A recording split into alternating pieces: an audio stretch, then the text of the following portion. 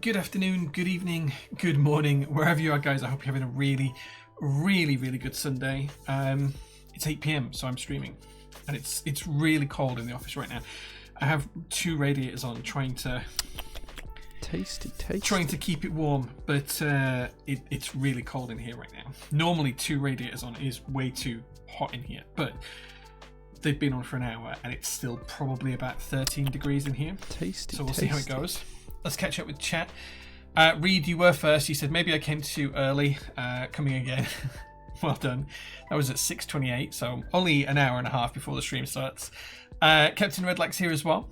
So is Godzilla Waddle. Chaos 23, good evening, good sir. Rue as well, good evening. Stereo GER is here too. Baron Ragnar is here, says hello, hello. Good evening, good sir. Storsless is here as well. Anarchy says good evening to Jay and chat. Thank you very much, dude.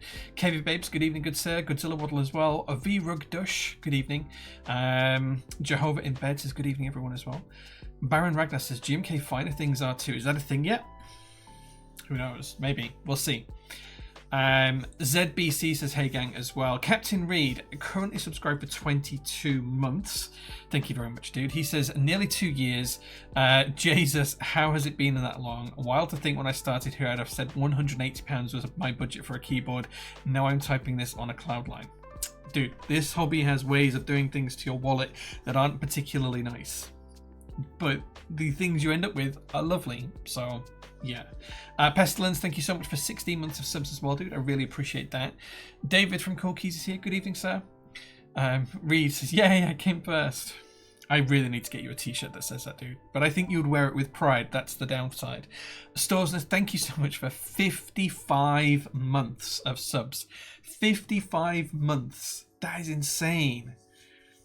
That's insane. 55 months. How on earth has it been 55 months since we started streaming on this channel? You were here like 17, 14 as well? Dude, that's way too early. I wasn't even home, I don't think, by that point. Or maybe I was just home, actually. Just watching on TV whilst ironing. Nice evening, chill watching. Nice, dude, nice.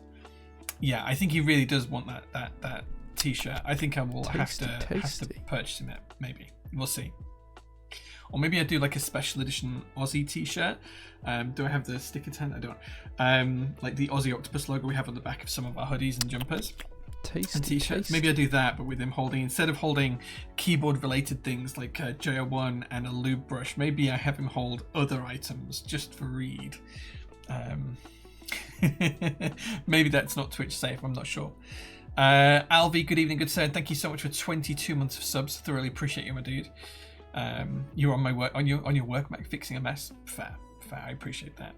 Super Hands, thank you so much for 21-month streak as well. Some big streaks tonight. Good evening all. Hope everyone has managed to recuperate this weekend. Ready to appease our corporate overlords all over again on Monday. I have no corporate overlords, but I kind of wish I did, because at least I'd have a reasonable income at that point. So maybe you should be happy. I don't know, just putting it out there. Twitch wasn't invented in 1714. The time, Mr. Kalane, the time. 1714, as in 5:14 p.m. I know you Australians love to have like things backwards, but you know, clocks are one thing. Rack, thank you so much for 26 months of subs as well. 26 months, dude, that's crazy. That's crazy. Oh, that's an interesting question, Reed. So Reed says, are our corporate overlords yours? Because ours fund you via our purchases. Well, you fund the business. I don't like get a salary or anything, so they don't fund me, but they do fund Mel and Sharon, and they do fund the company. So maybe. Who knows? Hands up if you think Jay's horizontal stripe shirt is an awesome vibe. Love the look. Thanks, man. I appreciate it. This is probably my most comfortable t-shirt I have right now. You'll never guess where it's from. You'll never guess where it's from. Is it here? Look. It's from this little place. Slim, thank you so much for getting the gift sub. Tasty. Oh no, that didn't even. It was two at once. It was two. So thank you ZBC for giving a gift sub to Maramos. Thoroughly appreciate you, dude. And thank you to Slim who did a 12-month subscription. Happy PT birthday, dude. 12 months of subs. Congratulations. Nice bit of tip. Yeah, I don't really have. Now I don't really have any. You know, I have lost enough weight. I like to claim that I don't have them anymore, but you know, yeah. Well, I don't know, but there you go. Wish I could get PT gift vouchers on our work reward scheme. So we had to stop doing the gift vouchers. Sorry, I'm just going to kick my shoes off because it's starting to get a little bit warm now. I can feel the heat. I'm going to have to take my jumper off in a second. It's got to that point where the temperature is just ramping up now. It took a while to get going, but it's now ramping up. So we had a load of problems with fraud for gift vouchers. So what would happen is we were selling the gift vouchers and people were paying for them on their credit cards or debit cards, whatever. And then they would then make a purchase with the gift cards like a week later or a few days later for in-stock items or group buy items or whatever. But then what they would do is they would wait until we dispatched the item on the gift card and then do a chargeback on the purchase of the gift card. So they weren't doing a chargeback on the purchase of the item, they were doing a chargeback on the purchase of the gift card, but only after they'd used the balance of the gift card. So and like I can't find a good way to prevent that. If I could, I'd turn them back on. And we did try some ideas, which I don't want to talk about in too much detail because it like helps people get around them. We did try a couple of things and it didn't really work. We might turn them back on just for the Christmas period and see how we do. But we did lose like a couple of grand last time from this. I think it was about £8,000 or £9,000 worth of orders that this happened to.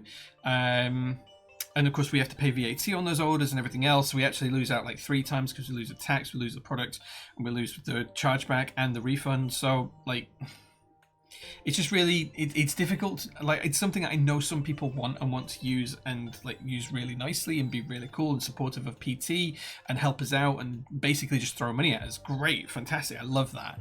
That's great energy, you know, keep it up, guys. But then when some people abuse it, and it's just like, well, we're actually losing money by offering this service, it becomes difficult to keep it going. So we did have to turn it off after a little while. But yeah, you noticed at the open day I look good. Thank you, man. I appreciate it. Yeah, I am down from 17 stone 9, I think was my heaviest. 17 stone 9, 17 stone 11, something like that. And I'm now just bordering on 13 stone. I'm like 13.3, I think, when I weighed myself on Friday, something like that. So I'm getting down. My target is 12 stone dead. Once I get to 12 stone dead, then I have a whole plan of what I'm going to do with my spare time that I don't have, such as start lifting, going to the gym a bit more, or maybe buy some gear and do it here at the workshop, or my garage or whatever, depending on where we are at that point in life. But I do have about another 14-15 pounds to go before I'm at the kind of place where I want to be. But appreciate that. This moment will go down in history as the moment Jay switched to being a bikini streamer. Mark my words. Yeah, the hot tub's on order. That's what I did all the chargebacks myself to pay for the hot tub, and you know, sucks that there are people like that. Yeah, it's just part of doing business in a retail space, I think. Yeah, strange people are willing to be that shady. The thing is that, like,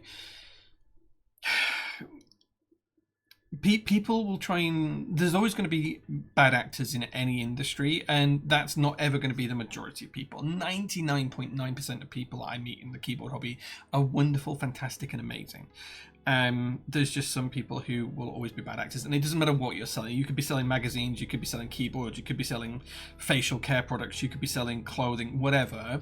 You're gonna have bad actors wherever, because people like to try and get something for free. The other really common one is there are a subset of customers that we have who will place an order and then they will make 10 changes just so that they engage with us, so that they feel like they're making us spend some more of our time on them, so that they're getting better value for money. So they're not just getting the product, they're also getting additional like work out of us. And there are some people out there that think, oh, your price is too high, I'm going to pay because I want the item, but I'm going to make you work more for it. So can you answer all of these questions that don't really relate to it, or aren't really, or already answered on the product page, just so I know that you're working for my money when I pay for this item that I think is overpriced.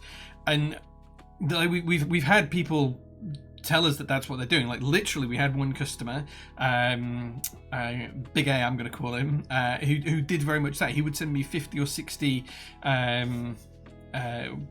bullet point emails, 3,000 word emails saying, give me all this information. And I go back and I thought he was just interested in the hobby at first of all, and he was like, oh, I'm just trying to make you work more for the money that I'm spending with you. It's like, the work I do is the same anyway. So yeah, people are like that.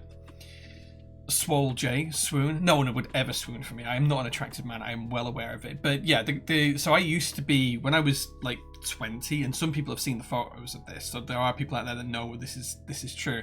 When I was like 18 to 20, 21 maybe, I was a proper gym bunny. So I used to be in the gym, 6 days a week, 5 or 6 days a week. I would eat nothing but broccoli and white rice and chicken breasts. And this is the days before creatine existed. This is like 25 years ago now. So you're talking like 99, 2002, that kind of range. And I was properly ripped back then. Yeah, that's a long time ago. But I was very unhappy because I wasn't eating anything. And then I got an office job and I ended up being sat down.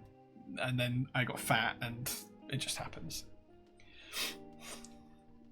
I would be interested to know how you lost your weight. Was it simply calorie deficit? Yeah, I was terrible at meeting my target, but I gave myself a really strict target and I still have that, because I know that I'm trying to get to it. Even if I constantly fail, I'm still trying to get to it. So my target per day is about 1,200 to 1,300 calories. Most days I probably end up doing 1,400 to 1,500, which is why my weight drop hasn't been as fast as I wanted it to be.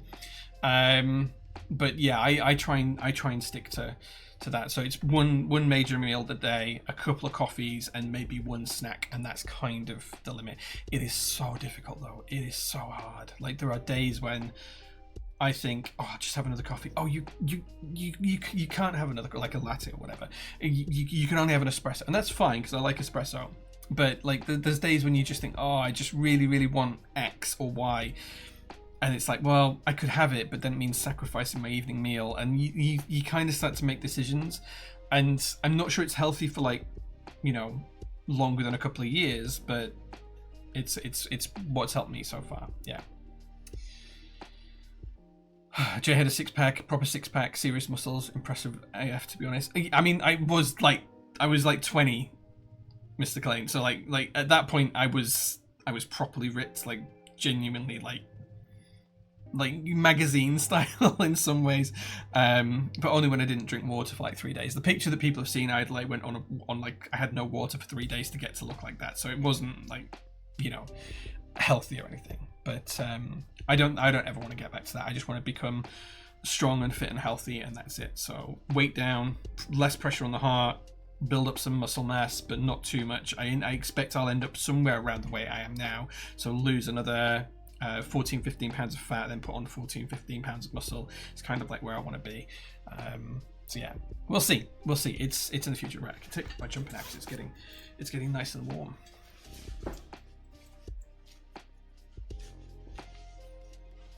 Oh. Put that down there. There we go. Right, so let's start with some PT news. Where are we at? The shipment that came in. When did it come in? Not last week, the week before. So we've had the shipment for a whole week. It came in on the Thursday. I was off on the Friday, and then we started tackling it from the Monday just gone. So we've had it 5 working days. Everything is done apart from a couple of small bits.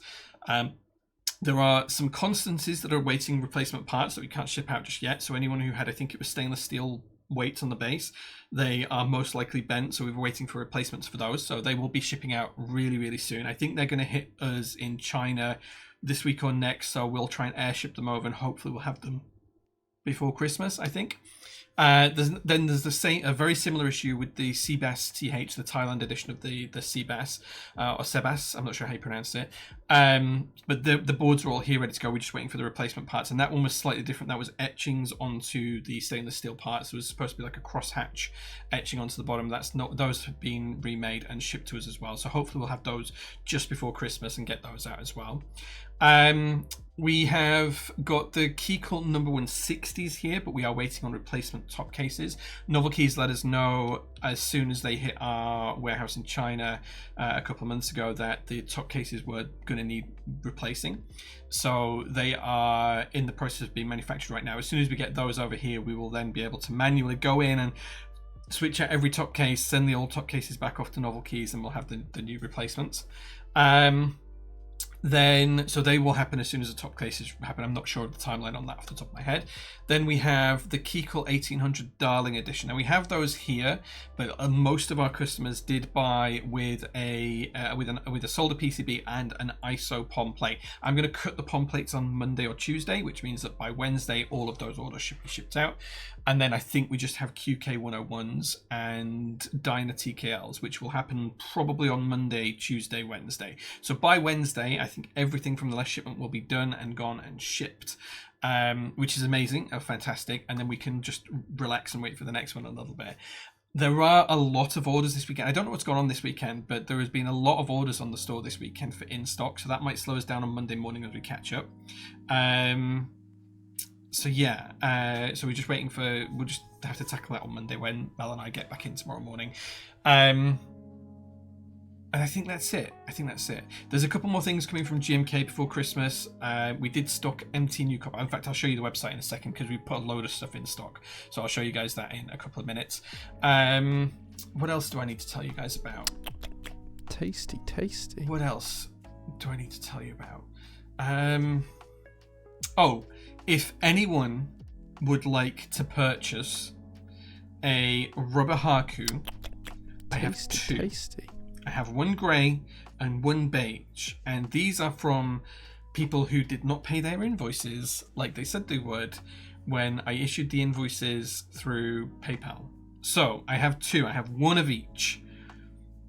The prices are on Discord. If anyone would like them, drop into my DMs and I will arrange it, and you can as long as you pay straight away, it will ship on Monday. I have one of each, a grey rubber haku and a beige rubber haku. So if you would like one, please let me know. Drop me a DM or an email, one or the other. And the first, I will go based on time, so whatever timestamp the email or the DM has got, I will offer them to the first people to email me or DM me. So yeah, there you go. There you go. Let's catch up with chat for a second. Lazy Keiko, good evening, good sir. Thank you very much for being here. Jay, I want to extend a big thank you to both you and Mel for the nice pink goodie bag that was unexpectedly included with my recent order. I guess it was compensation for an item I'd ordered going out of stock during the open day. Some nice green keycaps in there, lovely owl, but I'm wondering what the 3D printed items are. Okay, so yes, so that was one of the leftover goodie bags from our open day for Rugdush. I think Mel came to me and said that something we didn't have, and then she was on a day off, and you emailed her on a day off, so she sent the order over to me on a day off, which she didn't have to do. So I popped you in one of the little goodie bags we had from the open day. So in there, you should have had a coaster for Jay's Roastery. You would have had a prototypist pink keycap. You would have had a prototypist green and gold keycap, which matches British Ration Green. You would have had an MK UK owl enter key. You would have had a key ring that I made here at the workshop on some really nice lilac acrylic with a keychain holder, the middle metal round thing as well. I'm not sure of the ringlets. Are they called ringlets? I don't know. But you'd have had that as well. And then you would have had a couple of tools. So you'd have had a screwdriver, which is, I think, T6, which is really common in keyboards, but a really nice one. We had tons and tons of them made. I think I ordered something like 10,000 instead of 1,000, so we've just been giving them away slowly. And then you would have had some stem tweezers. Now, the tweezers, they're designed to overlap. So the legs will come out, you cross the legs over, and then in the end, I don't think I have one to hand to show you, but then in the end, you can put your stem. Let me see if I've got one, actually. I might have one. Oh, did I put one in here? No.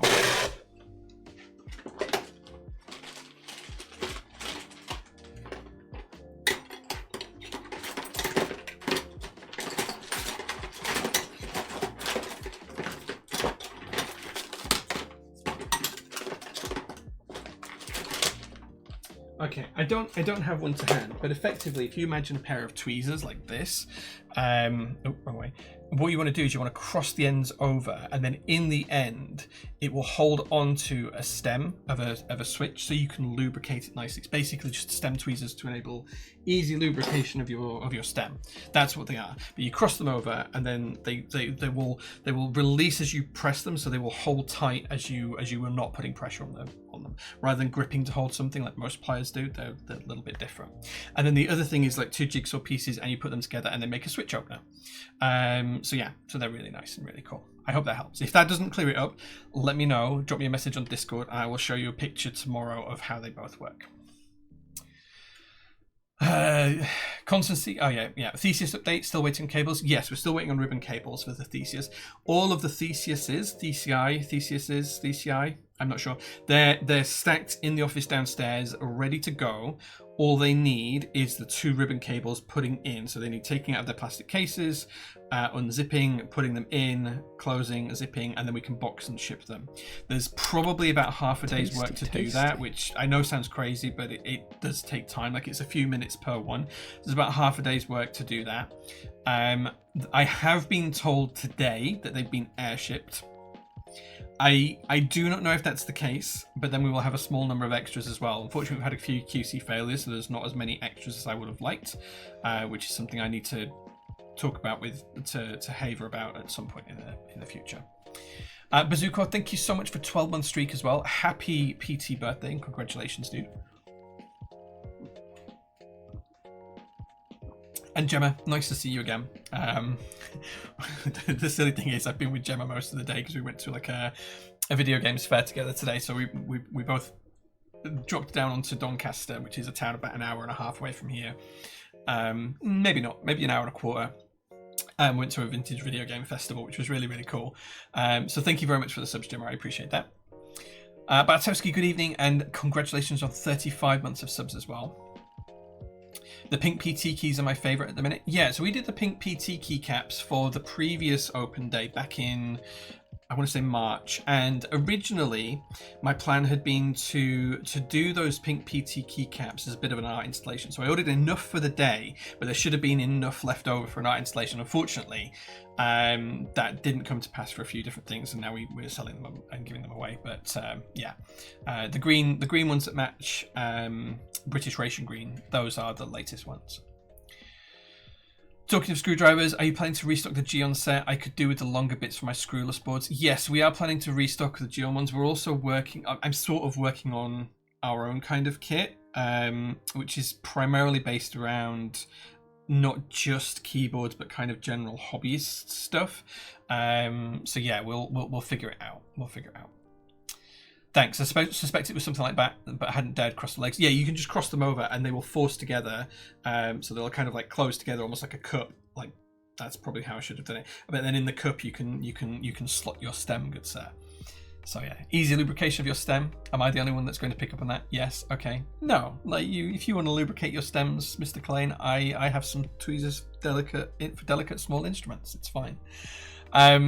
Eamon, thank you so much for 3 months of subs as well, dude. I thoroughly appreciate you. I did see that you DM'd me, Eamon. I haven't had a chance to read it yet, but I will get back to you tomorrow.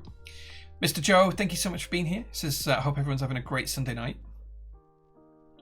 Glad you waited. Some vendors just ship them without the waiting for the cables. Yes, I did see that.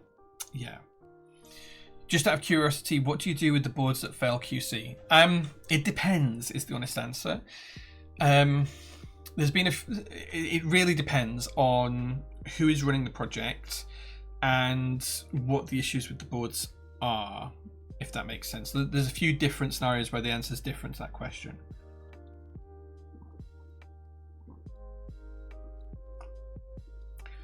So what we did for example, with the JO2 blackouts, we had quite a few QC failures. So what we did with those is we sent them to Salopi and Cerakote, and they sandblasted the anodization off where it was faulty. Well, they sandblasted all of the anodization off, but like say we had some scratches in the anodization, they sandblasted it all off, and then Cerakoted the boards in Olivia colorways, Evangelion colorways, and they also did the boards for the MK UK meetup back in 2024. It was just over a year ago. So that's one thing that we'll do. Sometimes we'll take them away and we'll Cerakote them and then sell them as an in-stock product in a different guise, because then the new coating is perfect, right? So they're not B stock anymore or C stock.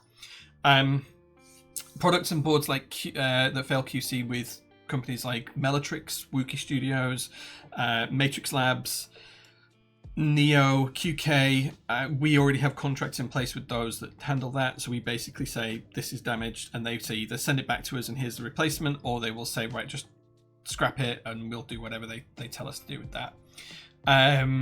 The same goes with some vendors, but not all vendors as well. So for example, Novel Keys are really good with that.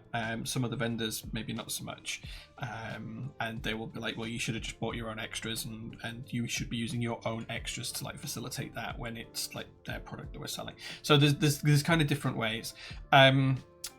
Sometimes we do end up scrapping them. So copper, that's really easy. We can just trade the copper to the copper tradesman and get value for it. Same with brass. Aluminium, not so much. It just goes to the recycling centers and it gets recycled. So yeah, with I don't like to compromise on quality, so I won't sell B stock generally unless there is enough people have told me they want B stock. We did it with a couple of things in the past. The only thing I think we've got live on the store right now that's B stock is all of the SL Cypher key set, and they're all B stock. But it was dice toss or a coin flip as to whether I just trashed it all and recycled it, because I think selling B stock is a difficult slippery slope. It really is. It really is. The issue with that is once you decide that you're going to sell B stock, you then don't care as much about QC. So, and I mean that in the nicest possible way. I mean that in the genuinely nice possible way. As soon as you think, oh, it's okay, it doesn't matter if this is A or B stock because we're going to sell it as B stock anyway, you kind of lose that level of control. If you keep in your head, hang on, wait, no, these things need to be this level, or they go in that pile and that pile gets something else entirely done with it, you're much more strict on yourself in terms of, or certainly I am, in terms of where I draw that line. Okay, this is where the line is and I'm not going to deviate from that line. If that line becomes wavy and hazy, you might have one product that you're selling as B stock, but on another product it might class as A stock. And I think that's a really difficult line to follow, and I just want to stay away from that personally. Like it's just a difficult thing. Just been playing Tetris. Excellent Sunday day out. It was a really, really good day. It was a really good day. We had nice coffee. I had some toast.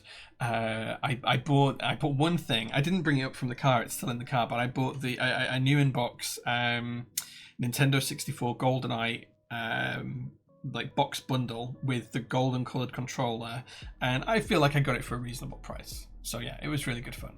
It was really good fun. Captain Mike, hello. I hope you're doing well, good sir. Thank you very much for being here. Captain Mike, go check out his new set, Cherry Love, which is live in group buy right now as well. Right, let's do a quick catch up of of things that have happened on the store. So let's talk about group buys first. I just clicked on the wrong thing because I went over the menu. That's not what I wanted to do. Right, group buys first. So, as I said before, you can check out GMK CYL Cherry Love. This is a really, really beautiful red key set by Captain Mike. Look how beautiful this is. It's absolutely stunning. Some of these renders came out super, super nicely as well. Super happy with these. So yeah, do check out that. There's base kits, there's all alphas kits, there's an international kit, which he's called Charming. I like it. So definitely go check that out. I don't know why the text is beige on that. I'm going to fix that on the website right now. Why has that happened? Let me have a look. Where is that? Cherry Love. Why has that done that? Ooh. Interesting. I can't tell why that's done that. There's no oh, okay. Why has that done that? Why is zooming not full page? Because of the way I've got my browser set up so I can share it. That's all it is. If you do it on the website, it should be fine. Does that fix it? Wait, what? What is going on with this?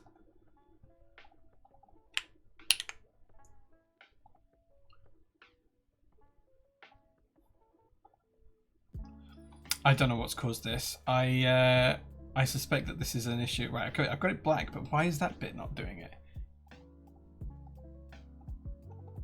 Hold on.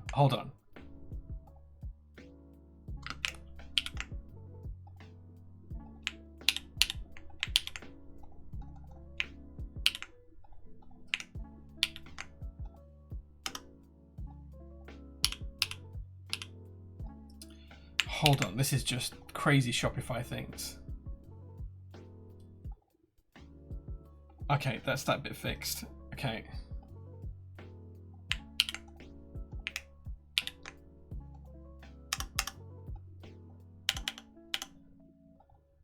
Let's see if that fixes it. Okay, cool. Right, we fixed the text there. Right now I just need to fix this other bit here. What has Sharon done with this product page? Like that. Oh my god, I have no idea what Sharon's done here.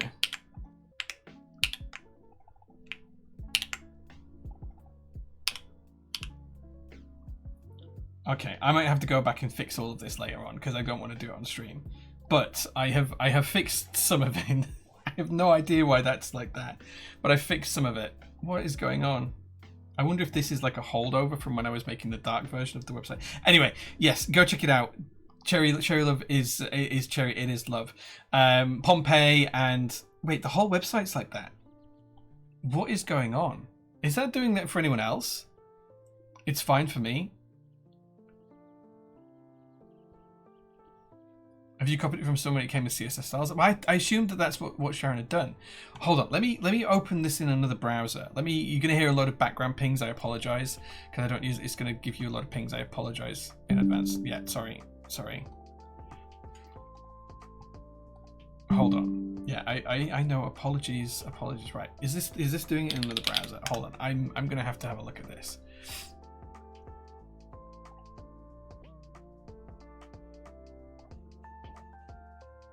So it's fine in another browser. What the hell? Oh, actually, it might be because I am in admin mode. Nope. It's still a browser issue. Okay, I have no idea what's going on with that, but it seems fine in a different browser, so I'm not going to worry about it. Just have a look at Pompeii. The other thing I want to say as well is we have dropped a load of stuff in stock recently too. So I'm terrible at doing the shilling stuff, but we now have PCB snaps in stock. I'm going to show you those in a second, and the stub stems, I'll show you those in a second as well, because I do have some. I'm going to build a Matrix Lab NOOS keyboard kit. We've just dropped MT new copper in stock as well. Again, I don't know what's happening with this, but copper is in stock in MT new. MT new copper. This is such a nice set. It's beautiful. It's lovely. Dolch R5X is now in stock as well. So if you're looking for a Dolch set to be in stock in GMK, that's in stock and it's available. We've dropped more Neo 65s. We've dropped more Neo 75s. We've dropped the split palm rest in stock. There's been a ton of stuff drop in stock. No one's bought these yet. I don't understand how no one's bought these palm rests yet, because they're super cool. They come with carbon fiber inserts. What's not to love? So yeah. Yeah, there's just an absolute ton. Reverie keyboard kits. I don't own one of these, but I wish I did, because look how beautiful this is. James really knocked it out of the park with this one. Look how beautiful, especially this one. Look at that. Look at that. How beautiful is that? Some really, really nice boards there. So yeah, James designed a banger with that. PBS Galaxy is also in stock. We also dropped these in stock. If you are into cars, these are the Liberty Walk keyboard kits. Like, as a Japanese car fan, I could not say no to these. So we have these in stock. They come with the desk mat, so it's keyboard and desk mat bundle. So if you wanted something a little low profile, this is the closest I'll get to selling out to like Newfie type boards or something like that. And it's only because it's for the car scene that I absolutely adore these. So yeah, really, really cool things.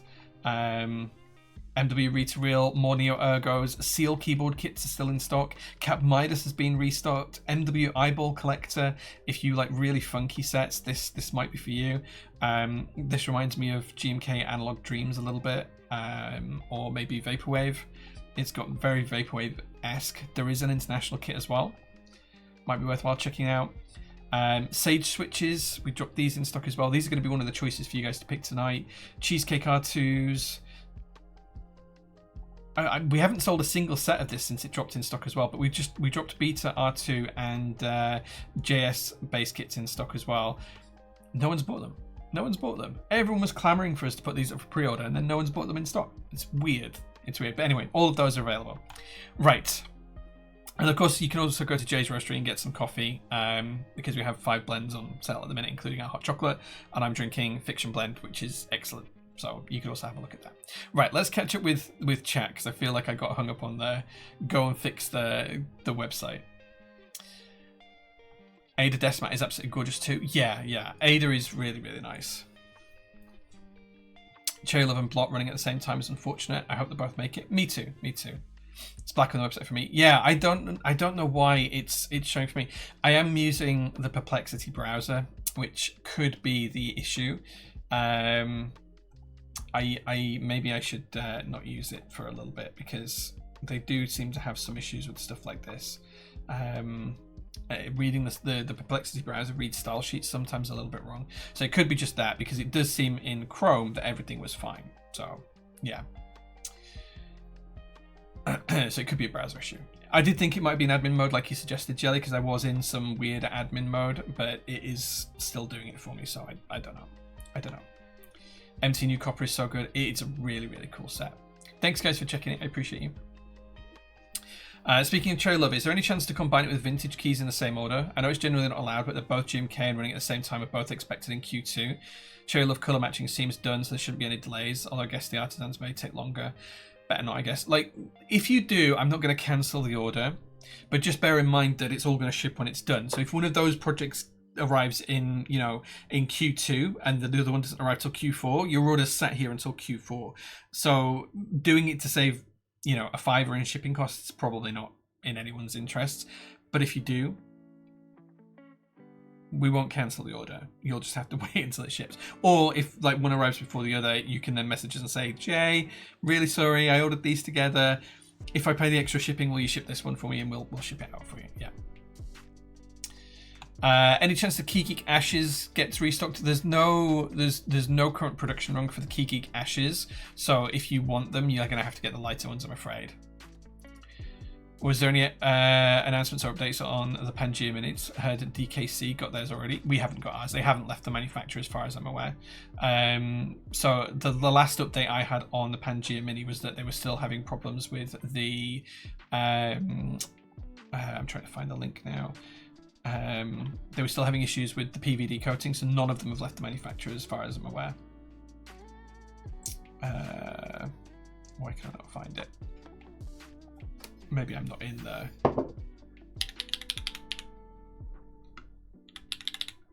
Maybe I'm not in the chat.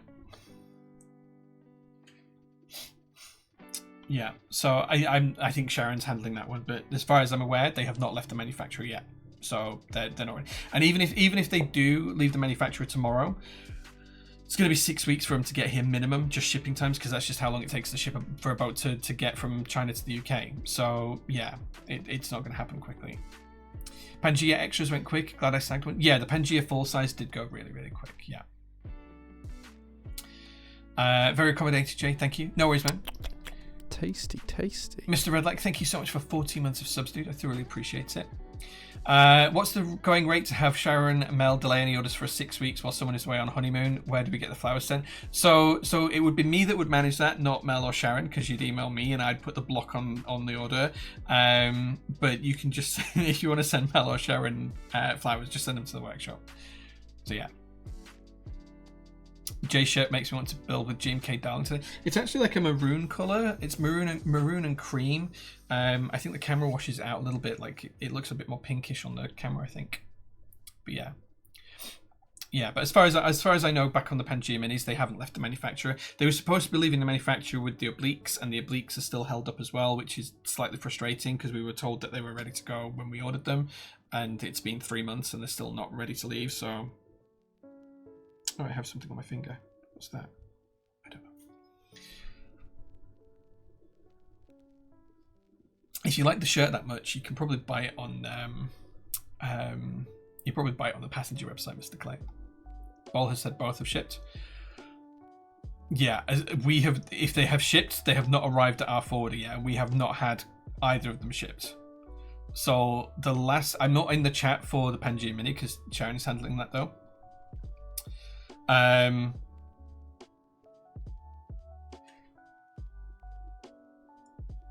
The last update I had for Pangea Mini was the 10th of November, saying that they would be shipping soon. So yeah, as soon as we know, anyway, even if you ask me, so this is the other point, Casey, if you've asked me, it means you haven't checked on our updates pages. Everything that we know is on our updates pages. So if you ask me on stream, I don't know anything beyond what's on there, because as soon as we know it, we put it on our updates pages. If you follow that link, it will tell you everything that you need to know. So, for example, on keyboards, I'll show you. So if you go on to follow that link and then follow to keyboards, like, look, we have not had any notification that the Pangea Mini has shipped to us. As soon as we know that it's on its way to our Chinese warehouse, it gets moved over to this column. So as soon as we know that it's doing that, it'll go from there up to here. This is on the live website, so I can't edit it, but it will move from there to there. And then when it's in quality control, it'll move to here. And then when it's shipping out to customers, it'll move to there. So you can always follow exactly where everything is. You don't ever need to ask us for an update because it's here. Everything is here. It's always here, and it's the latest we have for everything on there. So that is the last time we had an update of September, and likely to shift to Q4, waiting for further information. We haven't had anything to say it's shipped to us yet. So as soon as we do, it'll go on there. Now, if that happened on Sharon's day off, like Friday, she was off for the day, so she might not have seen an update that happened at the back end of last week, but as soon as she's aware, she'll update that page, or I will update it, or whatever. So yeah. If there is a last minute update, it will be put on there. Like the other thing as well, if something happens over the weekend, and we're technically not at work, right? Because we don't work weekends. So even if something happens over the weekend, realistically, I don't know until Monday. That's the other thing. So you can always just check on the updates because that's where everything goes. But I think on Bazooka's point, when he says that Bowl says both have shipped, that might be Bowl's orders. I know that for some reason the Chinese vendors always prioritize the shipping of the US orders. I don't know why. They did the same with the Theseus. I don't know why, but they do. So yeah, the shirt is definitely GMK Daifuku. Just noticed typing on Daifuku right now. So I don't know if it is more of a burgundy color. It's not as pink as it shows in the camera. I think it's just the bright streamlights are washing out a little bit. Have you seen the Matrix anniversary board? Yes, and I want one. Yeah. Your update page sometimes has leaks. It said the E-Tower was in manufacturing before the bloody Easy had made the announcement. So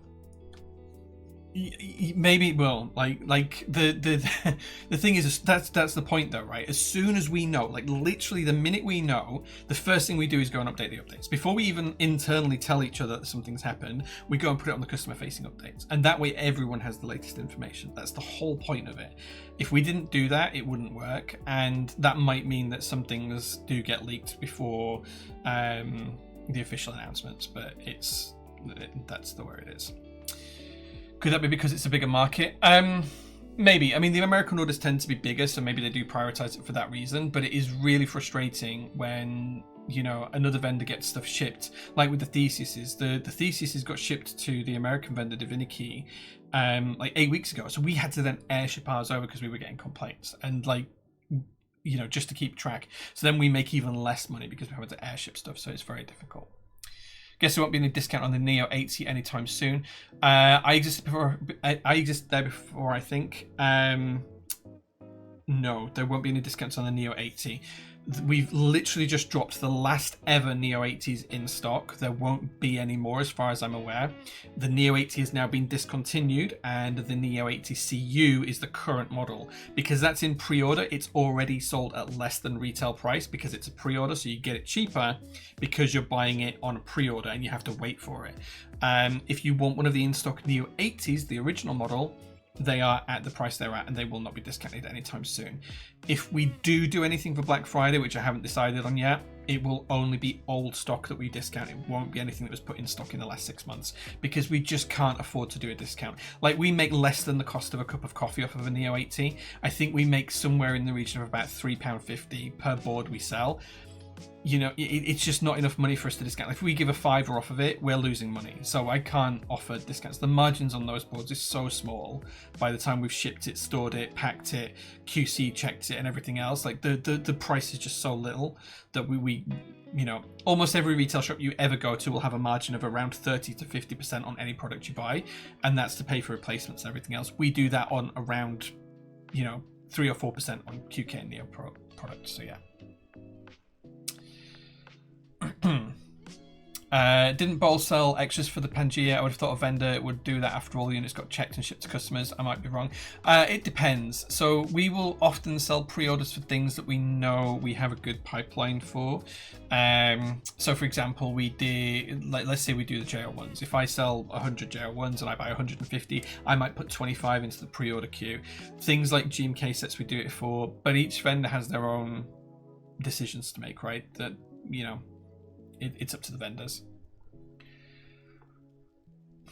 At least manufacturing the boards is done, even if not yet shipped. And Bowl probably getting first shipped as he was the designer for Oblique, maybe. I don't know.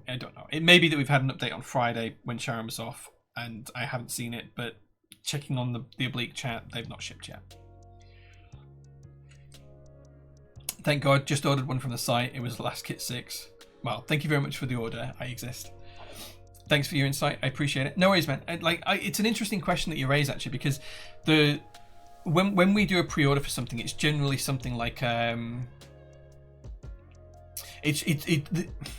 spoke earlier on. Like, I'm trying to think about the best way to explain this. I spoke earlier on about how different products have different things that we do for B stock and failures, so like QC failures, when Jehovah asked, and if we have a robust platform in the background to support things, so like with Melatrix, Wook, QK, Neo, all we have to do is show a picture of the issue and they send us a replacement part. Like that's in the contract. We have that down. So those we sell as a pre-order where you can pre-select things and pre-select your options. But if we had stock coming, I would have no qualms with selling those on pre-order as well, because we do order some for in stock. And I know that if a customer did have a problem with those, we could just get it replaced straight away, or we could have a different product, or they would refund us or whatever, right? If it was something a little bit different that came from another smaller vendor, I'm not going to pick on any particular product, but where we would been told upfront to buy our own extras in advance to cover QC failures, then we would not sell a pre-order extra for that, because I would then need to make sure that the extras that we have ordered to cover QC failures are okay and we don't need to use them before we sold them. So it all depends on what the support structure is in the background as to whether we will sell them or not. GMK sets, absolutely. GMK will always replace missing keys or duplicate keys or any issues that we have like that, as long as it's within a reasonable time frame. So we can sell those on pre-order pretty easily. And the fact that 99.99% of those come without any issues anyway, it's more than fine for us to do that, and we can fix those key sets forward, because of course we can't QC check every single key set. You know, people like those sealed, they don't want them opened and unboxed and checked and all of that kind of thing. So we just dip test and do about 5%, maybe 10% sometimes. So it really depends on the product line. But if we've got a good robust, let's have a look, and I'll see what we have in pre-order and see if I can give you any examples. So RNG is in pre-order because we've already bought the sets. Monochrome Dolce is already in pre-order because we bought the sets and paid for them, and those have a really good, you know, back-end production. Same with Kikobo and Cam Soda, those are already pre-ordered. So the Neo 80 pre-order, this is actually the group buy, because you can buy the extra parts. This is for the CU, so that's not really a true pre-order, apart from that we've already paid for production slots, so that's a little bit different. The obliques we've already paid for, and they've only been sold in here, so I don't have anything that fits that bill right now. Oblique would be the closest, but we haven't put our extras for oblique in the availability here, so we've only put our pre-order assignments in here for pre-order, if that makes sense. We actually have another bundle of these that will be for extras later on down the line. So yeah. Mango Keeps, thank you so much for the raid with 26 people. We appreciate you. Thanks for your insight, appreciate it. No worries. Thanks for being raw and direct with it as well. I will always be as open as I can be about anything. So Casey, if you ever have a question, or anyone ever has a question, I will be as open as possible. I'm not going to hide anything unless I contractually have to. So like I can't always share pricing, but I will always try and be open as possible. Like, you can ask anything you want and I will tell you either the real answer or I'll tell you why I can't answer it. So yeah. Jay, did you pick up a set of Dolce R5X? I did not. I have multiple Dolce sets, but it is in stock right now. That all of the sets are on the shelf out in the workshop. I did not pick up a set of Dolce R5X because I have the OG and I have round 1 and I think I have round 2 as well, and I have one of the boards that originally came on as well. So I have enough Dolce to last me a lifetime personally. But yeah. Niku, hey man, good to see you. Thank you very much for being here, and anyone else who's followed from Mango Keeps. Right, okay, so I think we've talked about everything that I wanted to talk about. We've done group buys, we've done in-stock. Incredible. We've done updates on where we're at with the shipping of stuff. We've shipped out a lot of group buys. I'm still not quite sure why my browser wants to hijack the product listings on the website. I need to have a look into that. I wonder if it's doing it in this version of the browser. Hold on. I do. Oh yeah, it is. It's doing it on the homepage. How did I not notice it's doing it on the homepage as well? Look, it's doing it here. Oh, you can't see. It's doing it here as well. Like, how bizarre! How bizarre! That's definitely a browser issue. So weird. So weird. Anyway, I will figure that out later on. That is not a stream issue. That's just something for me to fix. Okay, cool. Right, let's get rid of that. Go back to here. Catch up with chat. How is it with the DCS Flex kits? DCS Flex kits, the pre-order has finished. They're in manufacturing. And yeah, I don't think we're allowed to stock extras. So if you missed out, you'll have to wait for round 2. Will there be a Black Friday sale on PT? I have not decided on one yet. If we do, it will only be older stock. It won't be any newer stock. I think Black Friday is bad for small businesses, and I think it's terrible that the world has come to where it has come to with Black Friday. It puts an expectation that businesses should be able to provide massive discounts. And when we sell, for example, the Neo products I talked about earlier on, like a Neo 80, if you want to buy it from us right now in stock, we make about £3.50 on that. And that's before we pay for like someone to QC it, someone to check it over, someone to repack it, someone to actually label it up and put it out the door, which, you know, that costs a couple of quid, plus time and effort to store it, the rent for the workshop and everything else. If we can't offer discounts and everything, we've done it in the past, and it's just, we've looked at the balance sheet afterwards and it's like, why did we do that? Like, we've just lost out on we have made a loss on all of this product, and it's not even about cash flow at that point. It's about making a loss. So I don't know is the honest answer. I have seen 2 companies do something that I really like, which is they've called it Green Friday. So the companies for reference are Passenger and who was the other one? Sway, SWAY, and they're doing Green Friday. So they're basically, for every X amount spent, they're going to plant trees and do stuff like that. I think I prefer that tact, because everything you buy from PT is already carbon offset 100%, and I think we're the only keyboard company to do that. As far as I'm aware, no other company does it, and we don't charge extra to do that either. We just do it naturally. So any product that you buy from us, we've already offset the carbon of that product for 5 years. As we've assumed the lifespan of that product for 5 years, and we've offset the carbon from its usage and its production for that 5-year period. And I don't think anyone else does that. So yeah, so I think we might do something on the green front, if anything.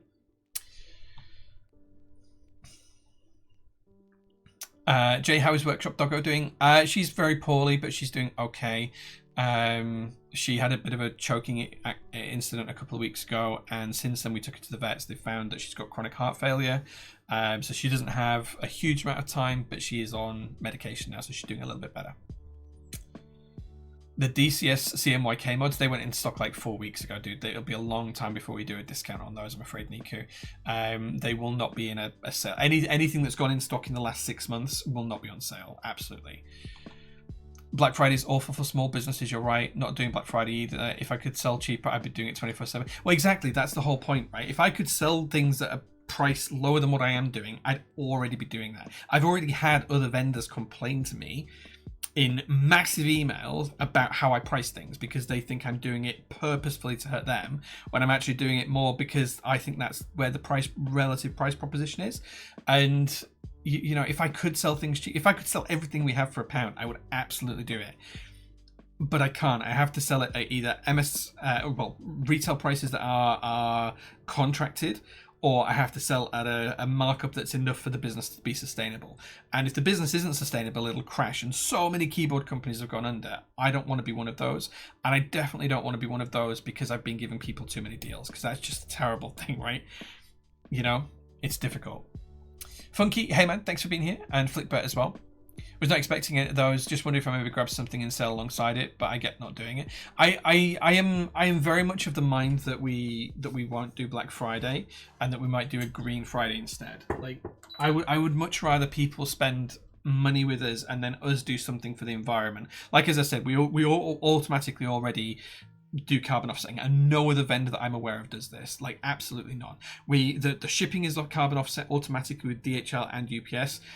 We can't do it directly with Royal Mail, but we do arrange that separately in the background. And we also do free shipping. Like we've got free shipping for domestic UK customers right now if you spend over 100 quid. Tells you at the top of the banner on the website.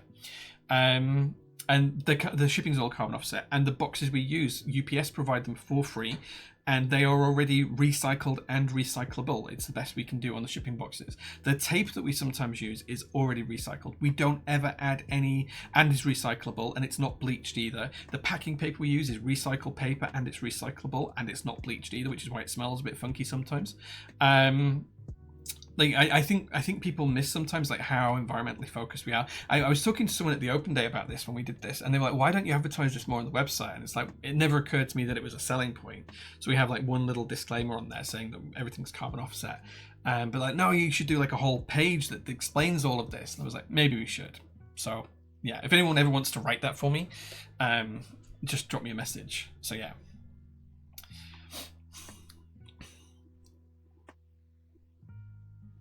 You're using the same desk mat right now? Yeah, nice man. It's good, and this is the Wolf desk mat. These are in stock. I did cut myself while soldering the other day, and it does have a little blood spot on it, but we'll ignore that.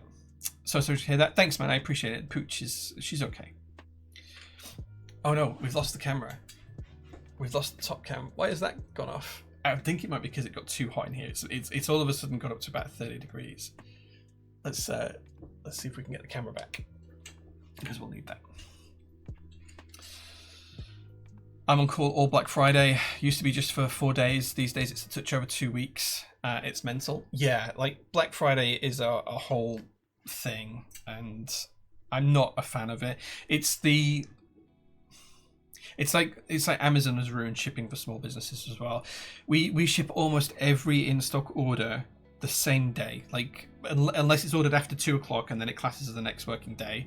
But we ship almost every order the same day, or the first working hour that we are back, and we still get complaints that we are shipping too slow. And it's like, we can't go any faster. Like, we literally can't. And there'll be other people that say, oh, Jay, I got my tracking label at 9 a.m. this morning, which is like, within the first hour of us being here. And then the second thing they will say is but it's now 4 p.m., Jay, and the tracking hasn't updated. It's like, we only have one collection a day. Like, UPS and DHL come at the end of the day, so everything's ready to go.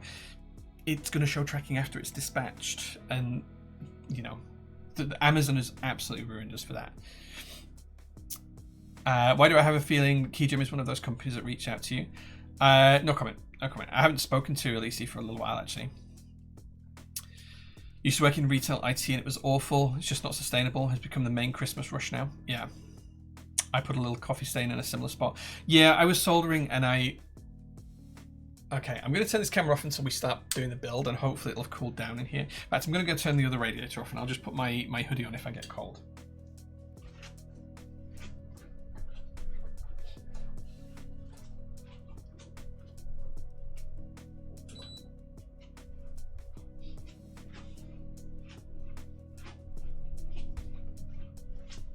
Okay, I'm back.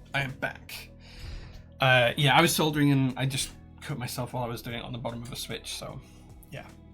Nico says, I am not sure if you're comfortable talking about other vendors as a vendor yourself. Maybe not. Depends on what your question is. But I wondered what your personal opinion is on the KeyGem issue, which are happening right now. TLDR, they have QK orders which are not being fulfilled, and people do get an answer to their emails. And apparently they also don't reply to people wanting a refund, as well as selling AliExpress lamps which cost like 10 to 20 quid, so like a huge markup in their store, which seems kind of weird and makes me and others in the community wonder if these are the first signs of them going under and trying to somehow get money to flow into the community. I have no idea what lamps you're on about. I don't frequent other vendor sites generally. Like I just, unless I'm looking for something personally, I don't really look at other vendor sites. I haven't spoken to Elise for a while. When I do, she's always lovely, so I don't know. If it's anything like us with QK, we get invoiced from QK at the end of every. So we run like batch systems on the pre-orders. So let's say the batch runs for all of November. So end of November is next week. So what we'll do is I'll give you some actual dates here. So we will run pre-orders for November up until the 30th of November, which is a Sunday. We'll be back in work on the Monday, so we'll close all of the pre-orders down then, and we'll kind of like consolidate all those orders and everything else and get ready to send it over to QK. Now QK have a really easy ordering system, but it's just time consuming because they have a different ordering sheet for every different product. So that might take us a week to do, like to go through all of the orders amongst other projects and things that we have ongoing and products going live and everything else.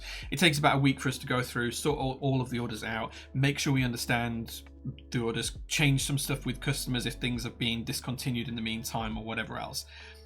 We then assume that it's ready to submit, like maybe around the 5th of December. We'll send those over to QK. They will take those from us. Usually we'll get an invoice about 6 weeks later, which is when the boards have entered production, and then we pay the invoice once those boards are ready to ship. So that can be 3 months. Okay, so it can be 3 months from, it might be that the group buy ends at the end of November, but it might be that the boards aren't ready to ship until the end of, January or February. So you've got all of December, all of January, all of February, and we get the invoice sometime towards the end of February. So we pay the invoice sometime towards the end of February, and then they have to ship to us. So there can be a disconnect between what is publicly visible and what QK say and what KeyGem are actually doing. I don't know how that works in practice for them, but it could be cash flow. I have no idea. And I wouldn't want to speculate on that because I think it'd be unfair. But just to kind of give you like a context, it can be 12 weeks end to end from the group buy closing to us paying invoices, just because of all the other stuff that has to happen in the meantime. It could be that there's also other things to consider as well. Like sometimes we will withhold payments for products when they owe us QC from previous rounds, because why would we continue to do business with someone who still owes us parts, right? That's happened with some people. That happened with Rama for a little bit. We had some caps fail QC, so we held back some payments until they fixed those issues, and then we continued. And then, well, what happened with Rama happened. So it really depends. There's a multitude of reasons why invoices might not be paid, or might not be paid on what seemed like a timely manner, depending on contracts, depending on negotiations, and just depending on how things are. So I wouldn't like to say, because I don't know. They might have a different arrangement than we do, but that's how it works for us. That might give you some kind of light and information on it. Black Friday feels like big vendors putting up their prices 2 weeks earlier and then put them back on the usual price. Yes. We don't have the resources to do that, so we don't do it. I don't understand the issue with shipping. Not like the things we're buying are critical. Even with the delay from group buy ordering to group buy shipping, the average time for an order that you place with us from order to shipping in working hours is 18 working hours. And that even includes group buys that have taken 2 years to deliver. Because we ship so many in-stock orders so quickly, that brings the average right down. So the average wait time, even if some people have been waiting 2 years, is next to nothing. And we try and reduce that number as fast as possible. Always impressed by how fast you ship things. Thank you, man. I appreciate that. We try hard. Mostly next day is more than fast enough. We try. Place many an order with PT, and in my experience, your order turnaround time is great. Never had any issues. Most of the time, if you place an order before 2 o'clock, it'll ship within 20 minutes. Like that's how it is. She replied today and saying that she and her kids were sick recently, and there's been a lot right now, which is understandable, but this issue is not recent. This is a longer issue, it seems, and there are pictures from QK that every vendor paid and already shipped to proxy, except Keygem. Theirs is packed but not shipped to proxy. I have no idea, Niku, what's going on with that. You know, like, I have no idea. Like, it could be a million things. It could be cash flow issues. It could be that they've got something contractual to sort out. It could be that they have a different payment schedule to us. It could be, you know, that they've sent them. So we had the issue this time last year where we paid for the rubber hose Janes, and, you know, £80,000, and it never arrived in the destination bank. Like, we paid it and it never arrived. It just never arrived. The bank still has not found this 80 grand. And then we had to pay it again. That was another 80 grand that I had to find. To this day, the bank still can't find the first 80 grand. KLC swear blind they never got it. They've shown me bank statements that prove that they've never had it. You know, these kind of things happen. So it could be something like that even. I do not know. I don't know. Yeah, without more information, it's impossible to say.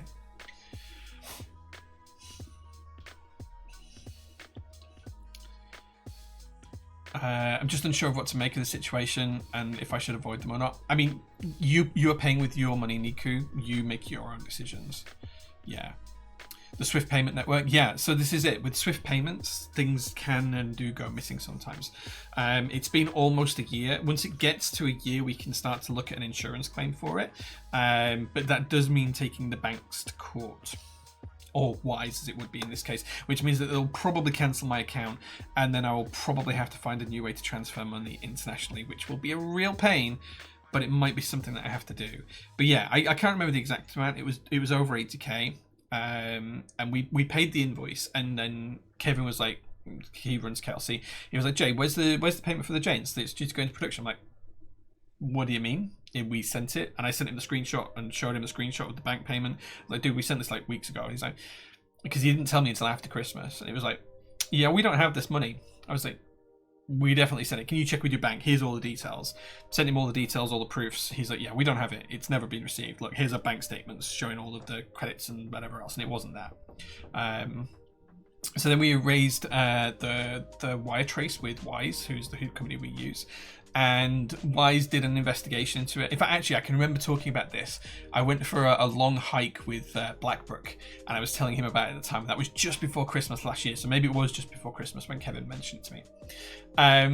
But yeah, so we tried to look through all of our side. We raised it with Wise and did a transfer trace request, or whatever the official process is called, and they were trying to trace where it had gone to. So from memory, they could trace it being received at the destination bank, but then the destination bank was saying that they never received it. So the bank Wise just has no idea where this money's got to. So their investigation is still ongoing, whatever that means. And then at some point, I think once it's hit 12 months, we can then have a conversation with our insurance company and raise it as a formal claim through our insurance, which we will have to do, but it will probably also mean taking TransferWise, or Wise as they're now known, to court. So yeah. Here's me panicking over £1,000 order for Colexas, 8k, Jesus. Yeah, I mean, like, that's not an unaverage amount for us to spend on a keyboard group buy, right? It's one of those things. They've been great for in stock for me, always fast shipping, but this makes me wonder if I should avoid them or not, and I am leaning towards avoiding, but if everyone does, it's really their end, and they've been great for a long time. Yeah, I mean, supporting businesses that you trust is great, because that gives them cash flow and capital to do new things with. So, yeah.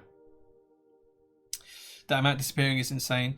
Yeah, I mean, it's interesting. So, yeah, I mean, it's somewhere is the money, and I like if KLC find it, because say it's just said someone is lying, it's like maybe, but this is not the first time that a transfer in the Swift system has gone missing. Like, I used to work for a bank, and whilst I didn't touch customer accounts and I didn't touch customer payments, it wasn't unheard of for us to hear stories about this kind of thing happening for way more money.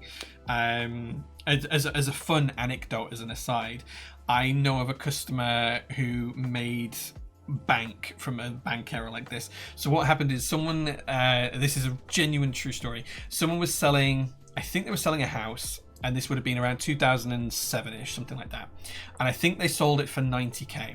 And at the time, the banks had a system, they still do, which they call CHAPS, CHAPS, Clearinghouse Automated Payment System. This is the service that you buy your house with. There's a fee, but it's a same-day transfer. It's like a faster payment, or a same-day transfer, but it's for like an unlimited amount. And it's called CHAPS, CHAPS, which is a great acronym, Clearinghouse Automated Payment Service or System. And the way that this was done at the time, and I think it's still the same, is it was basically a giant shared Excel spreadsheet across all of the mortgage providers in the country, right? Which is terrifying, but that's what it was. And that was so that they could reconcile these transactions against each other. And rather than I transfer bank A 90 grand and they transfer me 90 grand, we could just work out what the difference was at the end of the day and say, all these transactions mean that you owe me 50 grand. Here's your 50 grand. Probably millions, not 50 grand, but you know what I mean. So these payments, I know two stories on this actually, on CHAPS. The first one was the customer had sold his house for 90 grand, and this guy had sold his house to go live in his van. Like, this was the story, it was all on the notes and stuff, and it went around the bank like wildfire. Like, everyone, I think, heard about this. The teller who typed it didn't type 90,000, they typed 900,000. And of course, this went to another bank. It got cleared. No one realized it for like 2 days. By the time they did realize, the customer at the other end had taken the money out of that bank account, sent it onto another bank account, and bounced it around so much, couldn't be found. The bank I worked for, Lloyds Banking Group, never got that money back. And so that customer made like £1 million, best part of £1 million, just from being lucky with the bank error and spotting it super quickly. The other one was one that I did. So back in 2008, when the financial crisis was happening and Northern Rock went under, they were a UK bank, Northern Rock went under, we were keying these CHAPS payments, and I was asked if I wanted to do some overtime. Like, I was not particularly senior at this time in the bank, and it's nearly 20 years ago, and they were like, oh, do you want some overtime? All you have to do is go and type these payments into these fields. I was like, great. Yeah, fantastic, I'll do that. And one of the things that we were doing is we were refunding the £25 fee for the customer. So there's a £25 fee for the charge for the transaction. That would be taken off the customer's account. And what my job was to do in this overtime was to go into these accounts and refund these £25 back to the customer. So I had basically a bank's bank account, one of the bank's own bank accounts, that had like almost like an unlimited pot of money. At some point, I did a transaction to a customer's account, and the 0 key on my keyboard got stuck. And instead of transferring £25, I transferred £250 million into their account. And again, I didn't notice until the next day. Luckily, that one we managed to claw back. But like, if I'd have had 250 million quid in my account, I could have been in Belize or Brazil or some non-extradition treaty country within that 24 hours. So yeah, but it was 200. In fact, I think he got caught on the same day. I got told about it the next day, actually. Like, I think when they were reconciling the accounts, and it turns out that it was just a sticky 0 key on my keyboard. You know, who'd have thunk that 20 years later I'd be running a keyboard company? But yeah, it's crazy. Okay, I'm getting cold now. I'm gonna have to put the heat back on. This office is not very well insulated. Let's see if the camera's going to work when I turn it back on. Is it going to come back on? There we go. Let's hope that that stays on now. Right, let's catch up with chat, and then we'll build a keyboard. Someone's cooked the books, maybe. Have you written off that those 80k are going to be found? No, we'll claim back on insurance if we can't get it. The insurance have already told us they will pay it out. We just have, they won't pay the full amount out. I think they're going to pay like 60% of it out, but we have to wait to be able to get to the point to do it. I had an issue with Wise as well. It was only for 100 quid. Yeah, Wise are great until they're not. How goes the job hunting? Are you going back into banking? And what happens to PT if you find another job that you like? 3 really, really good questions. 1, am I still job hunting? Yes. 2, am I going back into banking? I don't think so. I want a job where I can... I don't want to do something just for money. I do need an income. I genuinely need an income, because 5 years without an income, nearly 6 years without an income is really, really tough on my savings, and I have next to nothing left, like being really blunt. Like I have less than 10% of what I used to have. It's crazy how much I've spent. And that's just me living my life normally and not to excess. So am I going back into banking? Probably not. I want something that I want a job that has a bit of a mission statement behind it, something where I'm delivering not just a salary for me, but I'm also using my skills to either help people or to provide a service that doesn't exist and empowers people, or something. There was kind of something at the beginning of the year I was really excited about in higher education that didn't pan out like I hoped it would. There's some other things that I'm looking at right now, but I want something that helps with something like social mobility or enterprise for the working classes or something like that. I want to do something that empowers people. So probably not banking, because that's a bit more about, you know, putting capital in shareholders' pockets. What happens to PT? Nothing. PT continues as is today. Like, unless I tell you, you guys won't know that anything like that has happened. You guys won't know that I've gone back to work, because all of the PT stuff will stay exactly as it is right now. We will still be doing the same amount of projects. There will still be the same speed of shipping orders. There will still be the same speed at processing new product pages, and all of that stuff will just happen. It's not going to be an issue. I think I've heard of this Excel spreadsheet before, but no idea where from. It was kind of like it was a spreadsheet, but it did feed into it. I was being a bit hyperbolic about it. It did feed into a database, but the database just correlated who owed what at the end of each day or week or whatever the period was. But yeah, Clearinghouse Automated Payment Service, CHAPS payments, they were very much managed by Excel spreadsheet forms.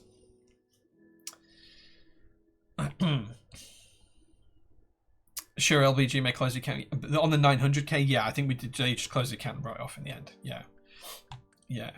One-way trip to Lebanon. Absolutely. Should have bought their keyboards from a better place. Maybe. That's why you need MX Blacks. Ironically, I think these were MX Blacks, but I'm pretty sure the keyboard was 20 years old at the time.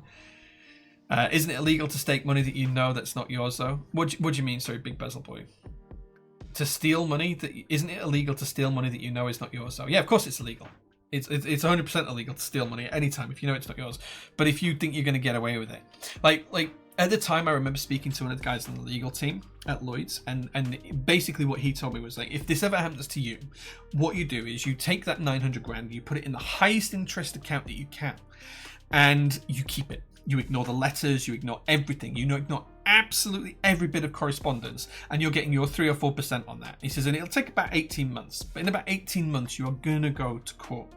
And what you do on the court steps as you're walking up there is you go up to their lawyer and you say, I will give you 3/4 of it back today. And they will probably just shake your hand at that point, say, yes, please, here's the bank details.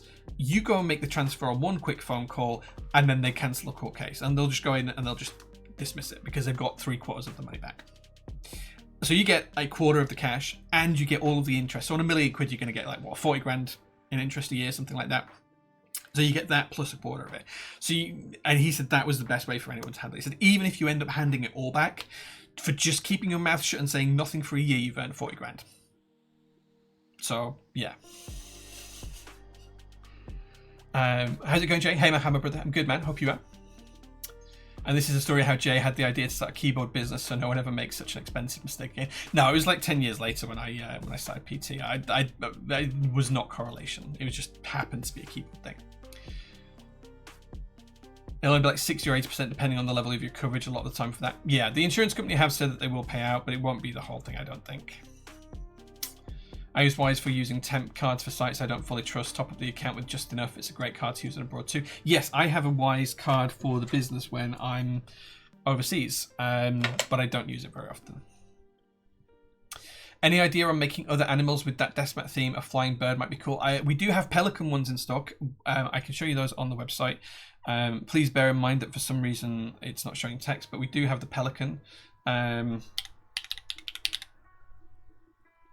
Desmat, it's probably the closest animal one that we have. Is there Desmat there? Jay, come on. Use your own website one.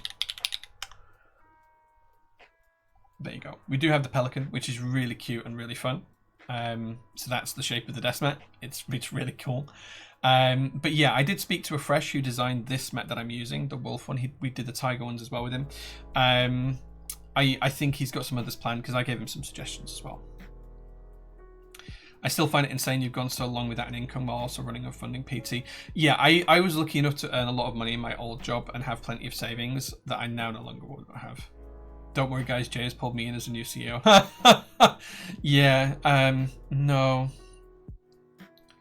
Why is Busy Town R3 running again? It's not, it's just stayed open because we've already ordered the Desmats and you can still order them if you want to. Glad to hear that PT will still be around. PT's not going anywhere. We will be, hopefully, touch wood, one of the last ones standing. So yeah. Write that down. Yeah. How long will the pre-order for the GMK CYL monochrome Dolch kits be open for? Only just noticed these need the extensions kit. They'll be open until either they sell out or they arrive and then we put what's left in stock, if that helps, David. So there is only a very limited amount on that pre-order because it's what we've already paid for and ordered. So once that sells out, there is no more of those left. So yeah. I work for a number of banks and spreadsheet is code for ancient COBOL app that no one understands that handles half of the bank's transactions. So yes, to an extent, although Lloyd's used a mainframe to access all of the COBOL stuff. But the clearinghouse automated payment service, the CHAPS payment, was 100% just spreadsheet. It did not touch anything deeper than that. It was all like a form coded in VBA and it just went into an access database, and then I think that access database was interrogated by a number of different banks. So yeah. When do PT usually have sales? We try not to, because sales are just like anything that we sell in a sale means we've lost money, so we try not to. I use my Wise card in my browser with my VPN. Prussian alerts look so good on that board. One of my favorite boards I've ever built is this. It's so good, and it's Prussian blue, yeah. Would the place that opens the account with the highest interest contact the place that sent you the money, and after obviously seeing that it doesn't make sense due to past statement history, like go back behind your mid-phone call or in person? So the banks can't just tell other banks what you hold. Like that's illegal because there's a thing called data protection. So they can't just phone up another bank, like you know, Barclays can't phone up NatWest and say, hey, have you got a customer with Mr. Smith? Mr. Smith's just transferred 900 grand from this account to us, and then you know the other bank go, oh, we only sent 90 grand. What's going on? They can't have that conversation. That would be highly illegal, and the banks can't ring up their mates at the other bank and go, just have a look at this for me. Breaks every customer data rule in the book, I would suspect. So yeah, in the UK that's absolutely not going to happen. But anyway, that was the advice I got told by the legal team at the time. So yeah. VBA, MS Access, glad that's the system I've passed all my house sale cash through. Fills me with confidence. Yep. I have no idea if it's still used. So the Excel spreadsheet is under data protection. It just feeds the from memory, all it did was feed in a balance sheet. So it would be like customers having a mortgage payment and they were transferring it from one bank to another. So it would just be values, and it wouldn't necessarily tie back to specific customers, except where you've already agreed to it. So by making the house purchase, you have like a legal agreement that says that you're buying a house from that person for that amount of money at that bank. So that's already part of the nature of the data that's open. So it depends on where the data has to be stopped. But as far as I understand it, it was just a balance sheet. So the banks knew how much to transfer each other at the end of the day or working period. It wasn't like a true transaction log of we sent you 90 grand, we sent you 120 grand, we sent you 400 grand, and then the other way, oh, we sent you 20 grand, we sent you 40 grand, we sent you 60 grand. It was more of a case of here's the reconciliation balance at the end, from what I remember. So yeah. So when my bank asks why I need to take out large sums of money, I could technically say to them, hold on. So the bank can ask you why you're taking the large sums of money out. And yeah, I'm based in the UK. So the bank can, I mean, I'm not an expert in banking law. Please don't think that I am. I'm not an expert in data protection law either. I'm a keyboard seller. So, you know, I just have some experience in the area. But when you, so the bank has a duty of care to customers. And they also have a duty of care to themselves. So that means when you're paying in money, they have something called KYC, which stands for Know Your Customer. And if you're paying cash in, they have a right to ask where it came from. You can choose to tell them or not, and they can choose to accept the money or not. It's as simple as that. When you're withdrawing large sums of money, they have a duty of care to you to make sure that you're not being coerced, that you're not being taken advantage of. There used to be some big scams in the UK where people would take advantage of the elderly, and they would walk them to the bank and say, oh, you have £1,000 gas bill, you need to go get £1,000 out of the bank. They'd stand outside the bank and the old person would go in, and they would be under duress. They would be basically being forced to withdraw money for nefarious reasons, and they didn't know that they were being duped in that way. So the bank does have the right to ask you what you're doing with the money. Ultimately, they can't stop you taking the money if you insist, so you can make any withdrawal you like. But when it becomes bank transfer to bank transfer, only the information that you've allowed to be transferred, which is the details of the transaction, is allowed. That's all that's there. KYC, Revolut doesn't know what that is. Revolut doesn't deserve to be given a full bank license. I don't think they have one, right? Sounds like ongoing scams just on the internet now. Yeah, absolutely. So yeah, I mean, I haven't worked in banking for nearly 6 years, so like my information may be outdated. Chaps might have been upgraded to some better system now. I do not know. All I can say is that's how it was back in 2008 when I was on it. I recently got a bank draft. I'm glad the banks have a bunch of security in place. Yeah, asked a lot of questions to make sure it was alert juries. Yeah, they will do. I was trying to buy a car a while back. This is like 3 or 4 years ago, and it was on like 10 grand. I was trying to do the bank transfer for 10 grand, and they just asked me a million questions about it.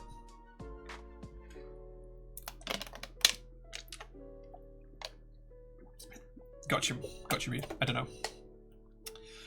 Right, okay. We've talked about a lot of crap for over an hour now. Lots of rumours because it fails to meet fraud prevention obligations. That's interesting. Just stick with Monzo. They're cool. And they're modern. And they're a good bank. Right, so the camera's now working. It's not too hot in here. I do have the radiator on, so if the camera goes on the fritz, I'll turn it off and just freeze. But it's really hard to temperature regulate this room. It's really hard. There's no insulation above it. It's just straight to the tin roof. So like it just leaks heat straight away. But then when you do put the heating on, because it's got the temporary ceiling in, it traps the heat in for a little bit and it gets too hot whilst the heat's running. So yeah. I think I will buy every desk mat on Protagonist. I don't know who Protagonist is, but if you mean Prototypist, you can buy them off of us. Yeah. Full-time Monzo user for 8 years and investor. Yeah, I invested a couple of grand with them when they did their cash request a couple of years ago. So yeah, they're pretty cool. I use them for my personal bank account, like my spending money, but they're not my main bank. They're not my main bank. Right, so today we are building a Matrix Labs NOOS or NOOS or NOOS or NOOS. I don't know how it's pronounced, but that's what we're building. But before we do that, I do have some cool things to show you. So I was going to show you this because before it went in stock, but it went in stock on Friday and it's already almost sold out. I think last time I checked we had one kit left, but this is the set that Superhands helped colour match, and it's the Signature Plastics DSS microcomputer. So it's based on the old BBC Micro. And this is my personal set. It has UK ISO and base. And I think we have one left of it in stock. And it's got the cool green, the greys, the reds. Just super, super nice. So I wanted to show you that. Yeah, it seems pointless now because it's almost sold out, but yeah. And then the other thing I wanted to show you is, I think this is an artisan. So I think this was just delivered to the workshop, so there's no... We're just making sure that I'm not doxing anyone. I'm not. Now, I don't have a knife to hand. Do I have some flush cutters or something? I do. I don't know where my knives have gone, but I usually keep a knife on here and it's not there, so... Now, I think this is keyboard related. I hope it is, because I think I know what it is.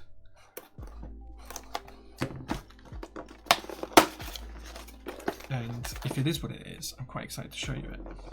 Do we have any guesses what you think this might be? Any guesses in chat what this might be? I should have just gone and got a knife.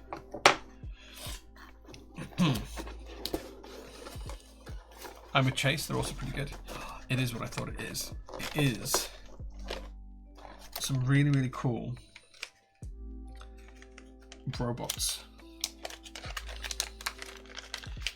This is the scrapbook for neon lights. This is super cool. I've been waiting a little while for these to arrive. Oh man, I do love robot stuff. In fact, let's zoom in so you guys can see them in the light, and then I can hold them in the light and still get the focus on them. I've got coffee on my hand. There we go. Help if I had clean hands, Jay.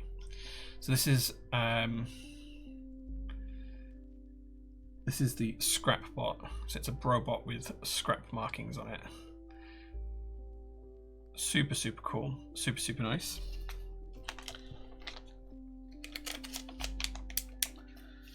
That's the Neon Nights colorway. But then I also have the Neon Dreams colorway of the robot.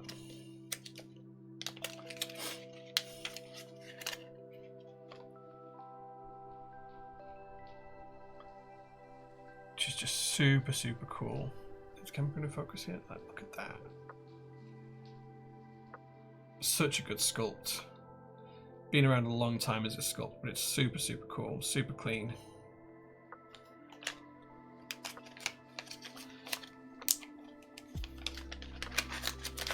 And then I also have the Neon Dreams Last Pilot.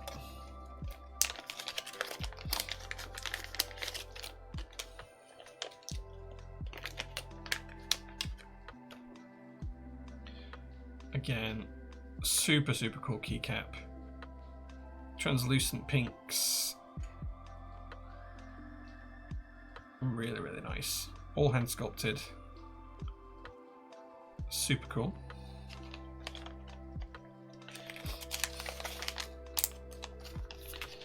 These have taken a while to arrive actually. I think it's been like 6 months since I ordered these. And then we have, this is the ribbit.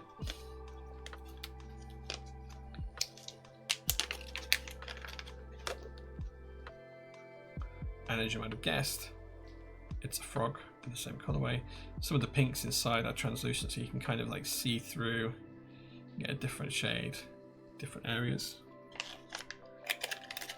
And then I dread to think how much I spent on this. Then there is the Erebus in the Neon Dreams colorway. The Fireball Sweets. Yeah, I mean, these have come from America, I assume.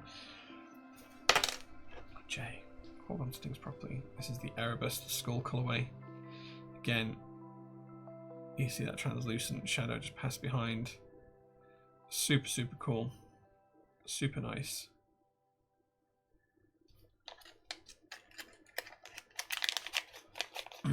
It's a black bezel boy.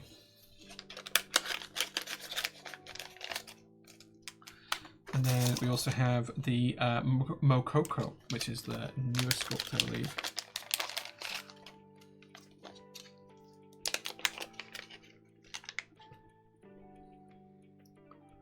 Which which is super slippery, but super, super cute. Little tushy pegs. So yeah, now I just need to find a board and key set to put them with. Yeah, what a little haul that is. And then if anyone would like a fireball, these will never get eaten. So if anyone puts an order in, like for in-stock items and wants a fireball, just add fireball. And the first 3 people that do, I'll chuck one in the order for you. See you later, David. Thanks for watching.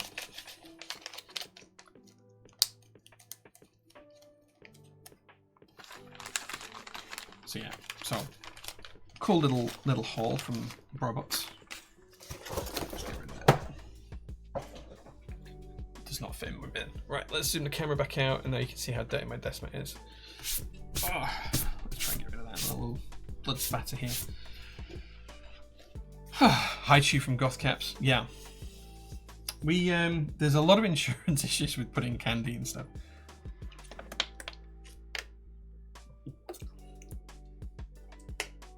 Not seen fireballs in ages. Yeah, I can appreciate that. Right, time to open up the keyboard. So this is the keyboard we're going to build today. This is the Matrix Lab NOOS. These are in stock. You can pick these up. We have a few of these in stock. Mine is the Meteorite Grey, and it's the no flex cut version. But there are pretty much every colour was available, I think, on Friday. Some have already sold. But yeah. Good morning, Jay. The Las Vegas Grand Prix has ruined my sleep pattern. So I watched it. I watched it live, so I have already seen that shambles. Same exact colour I ordered. Nice. Good taste. I'm going to take out the piece of foam. With this really cool box.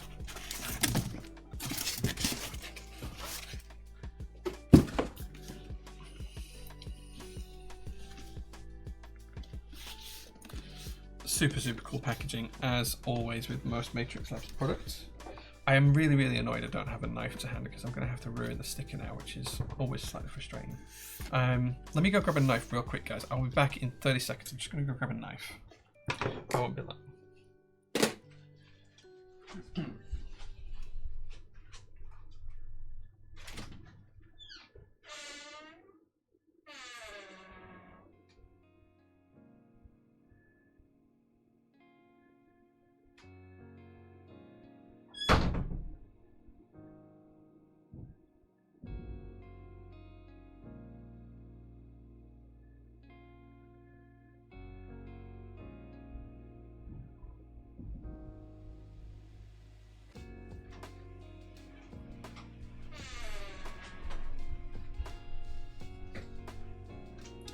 There we go, I am back.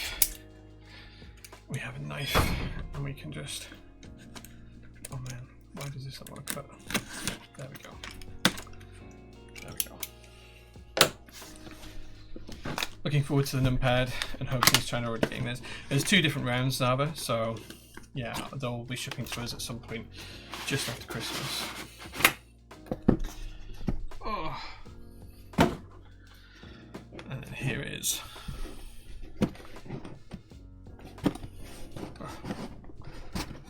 Board. I do love Matrix's packaging. So we have our little mounting tabs here. We have some screws. And we have some feet. And we also have our little user manual. So this tells us more about the board and how to map the keys and all of that kind of stuff. So we'll have a look at that if we need to later on. There's also the nice QC Pest sticker, which is pretty cool. And then in here, we have the keyboard itself.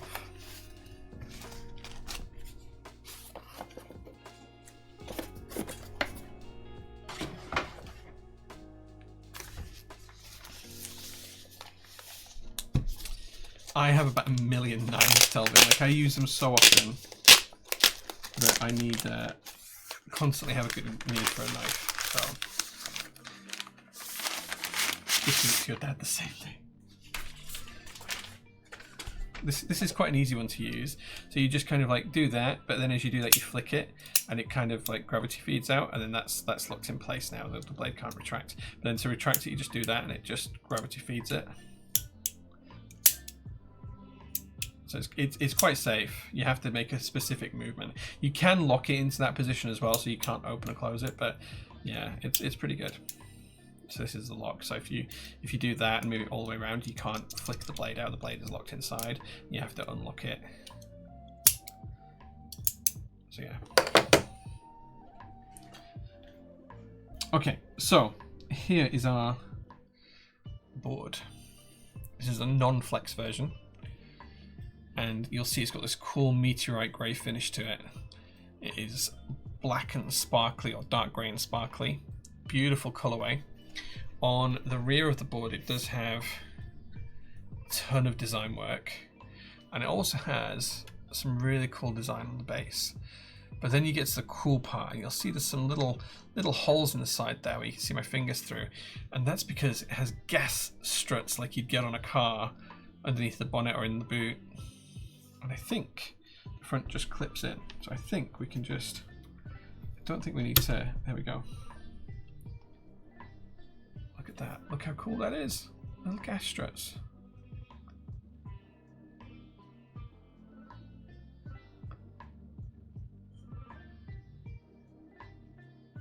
Super, super cool. That's so smooth. Who makes that? That's from a friend of mine who runs a company called Pichi, P-I-C-H-I. So this is the all brass edition. I probably have 30 or 40 different pocket knives. So yeah, the coating is gorgeous. It's beautiful. The best color of this, actually, other than the gray, is the mangosteen. It's like this rich, plummy purple. It's such a good color. Okay, I'm going to take the assembly out of here. So I'm going to take the plate out. And I'm having trouble here because the gasket mounting structure is already in place for this. So I'll show you how that works in a second. Have our foams, have our PE sheet, and then we have our PCB, which is just in the base. We also have our bottom foam, and we have our magnet mount for the connectors. So the connectors will magnetize to the bottom of the PCB, so they will lift up and connect there. And then we have our sheet at the bottom, which just prevents any shorting or anything like that. And you also see that this here is a big long ribbon cable, which is for the LED bits that go on the sides. These are LED drivers here. Let me show you a bit more detail. So you see the cable runs down here. These are LED drivers that work on pogo pins that then connect to LEDs on the inside of the top case. So as you close that down, you can see the pogo pins in here connect, and you then have LEDs that run on the side as well, which we'll see when we turn it on in a little bit. But yeah, it just pops open. You mount the frame of the plate onto these bouncy strips.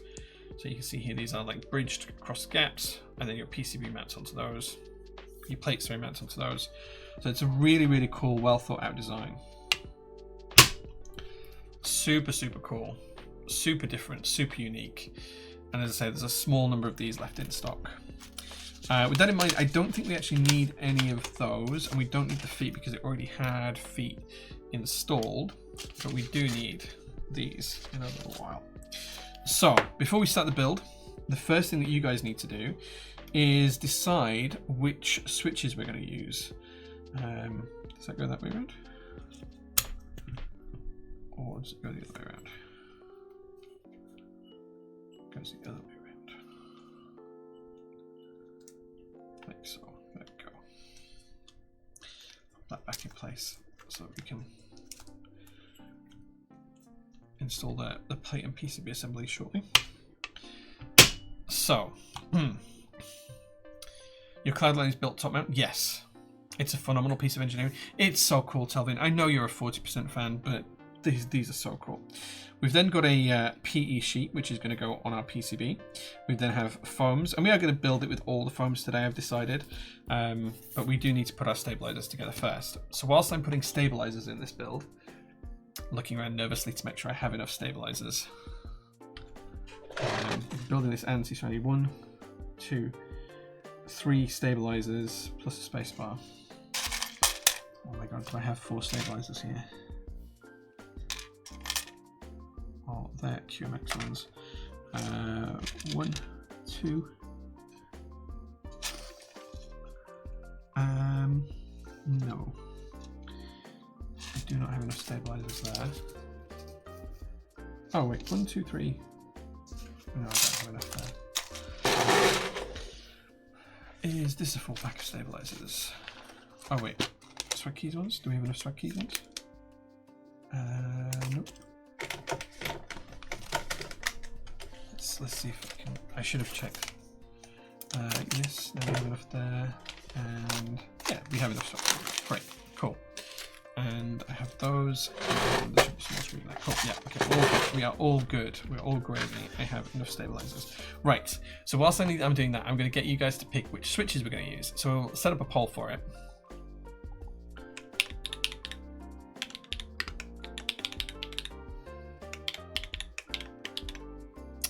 And you have 4 choices. So I will show you the choices, and then I'll put a poll up for it. First of all, we have Strawberry Cheesecake R2s.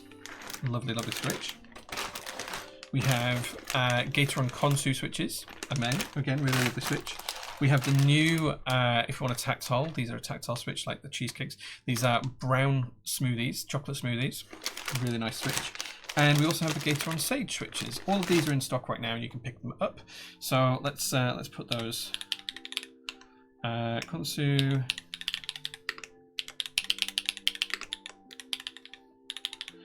Chocolate smoothie.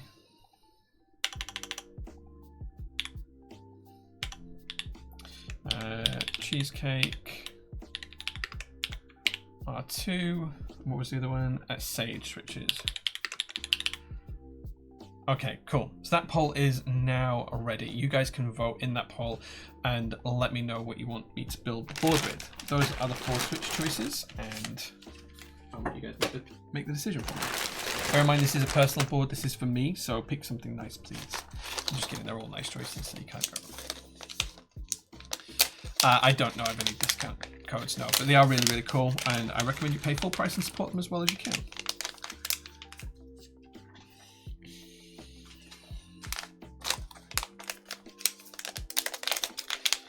Yeah, get voting, guys. If you want to see the Sage, yeah. I was debating between the grey and the purple and the group buy was live.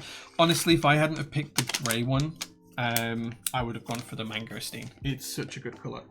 It just pops so nicely in real life. Oh, I know I need 2 of those. That's €7, 6.25U. It is not the right size for this because I think this needs a 6.25U, but we should have it in here. If I hadn't paid for 240s, I'd for sure pick up that last mangosteen. Someone should buy that, remove the temptation for me. Absolutely. It strikes me as a you kind of colour, actually, Telvin. Like, I feel like the mangosteen colour fits your aesthetic. I don't know why, but I feel like it does. Or maybe that's Lady Elizabeth. I don't know. Right. Don't need that wire either. Right, okay. I'm going to grab my loop pen. I've not set up all well today.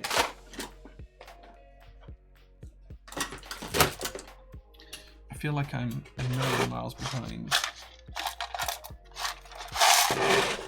And we'll get this lubricated.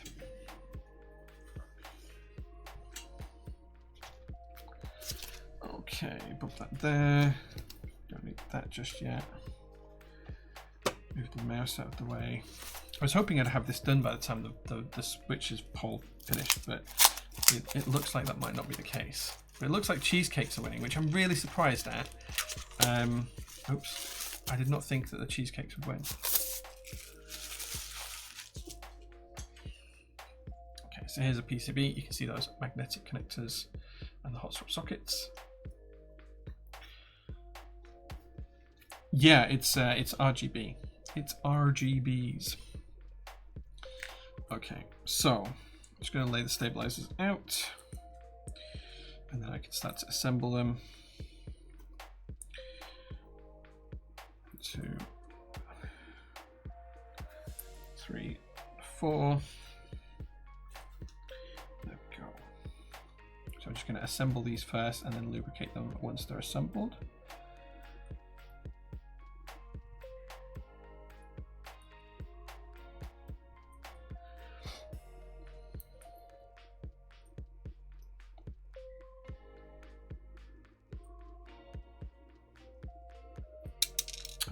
put together the right way.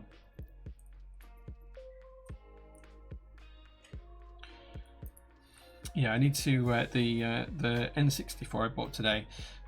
Gemma suggested that I stream me playing GoldenEye. So if anyone would like to see that, me playing on the original N64, trying to stream myself playing GoldenEye, let me know in chat, because if you guys do want to see me do that, I will absolutely do it.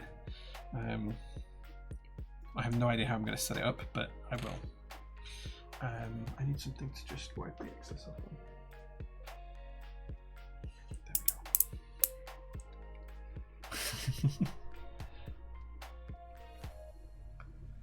Okay, so we're just putting a nice bit of BDZ on the wire here. Oh no, I've got fluff in it. How have I managed that? There we go.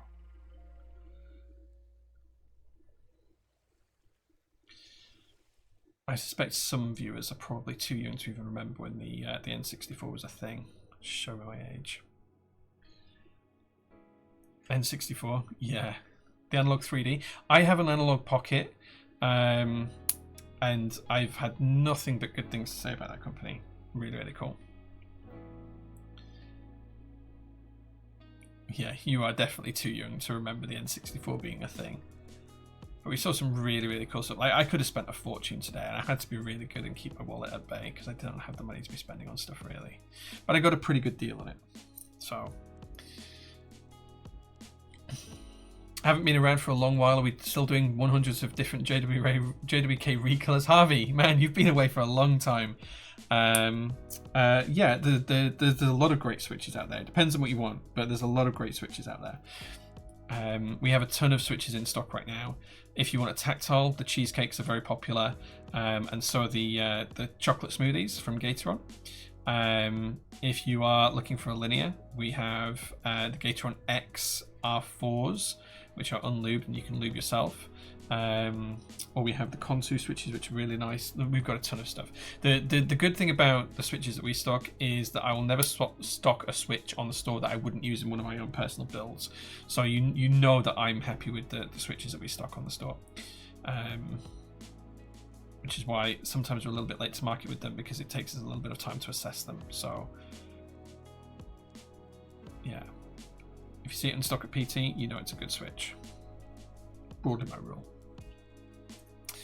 I love my N64. Had the Pokemon Stadium one. Yeah, there was a couple of the Pokemon ones at the event we were at today.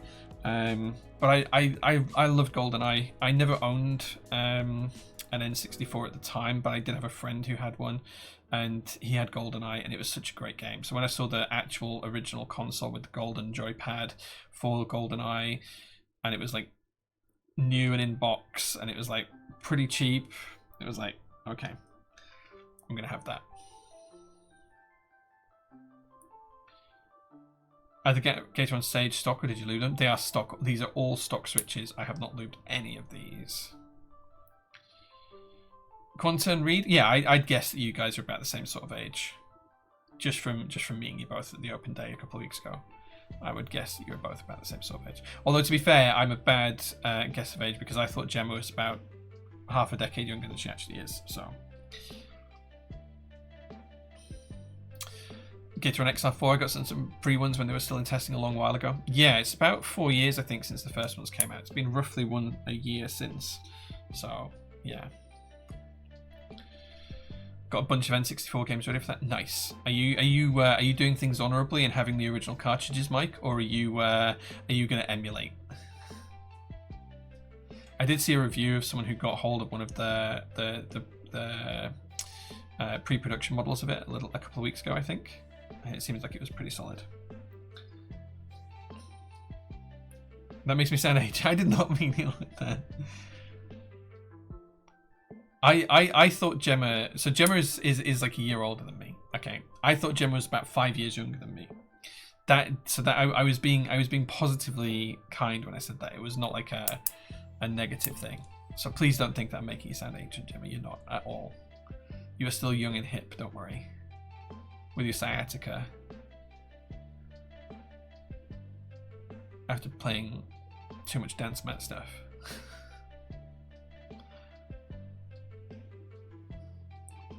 I still have my original N64 from back in the day. Great memories, gate system. Nice. Okay. Which Switch is one? Oh, Gator and Chocolate Smoothies one. Nice.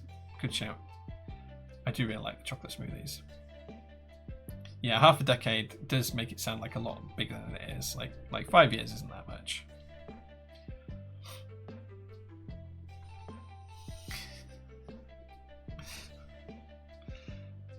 It was just ends. Sorry. I'm sorry, Gemma. I'm winding you up. I'm tired. It's been a long day. Yeah, you've got a really cool collection of old stuff.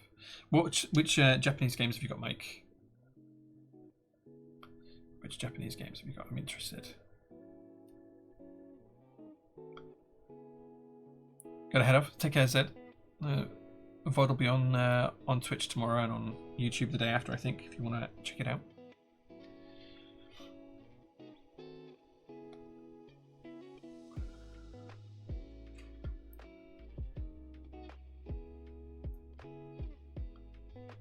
Okay. That should be our lubricating done. Now, I do need some screws, and I think they're all going to be in the bottom of here. So let's see if we can get enough together to get this together.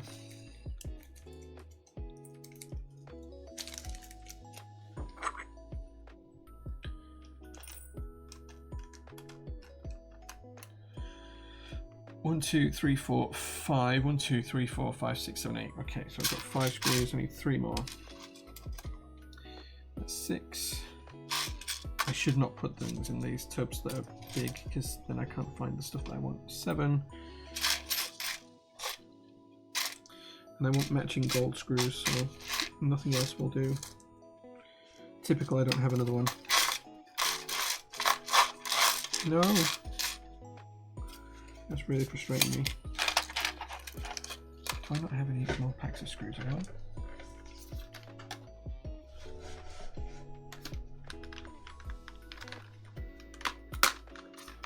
We're using chocolate smoothies, you know.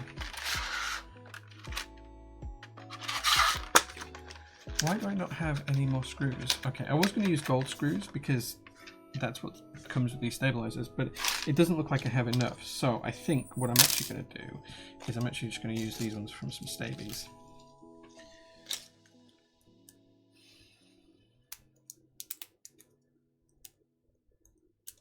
Or I will do when I can get this packet open.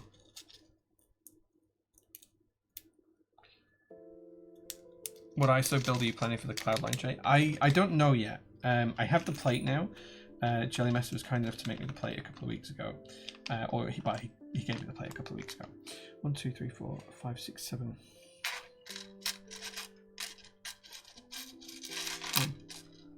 8. Right, okay, let's see if we've got enough washers. So I don't actually know yet. I was thinking the chocolate smoothies, but now you guys have picked that for this. It might be something different. I don't know yet, is the honest answer. But it will be with the aluminium plate that Jelly arranged for me. So we'll see. We'll see. I think I have a spare PCB for it. It's going to be with the same key set, but just of course ISO layer instead.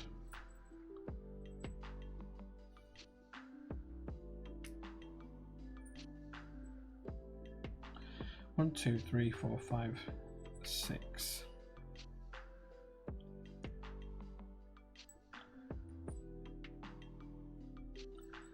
7. I need 1 washer. Oh, come and don't tell me I don't have a clear washer. I do. Man, I was worried that I wouldn't have all of the same washers then. There we go. Right, let's get these in place, and I think we need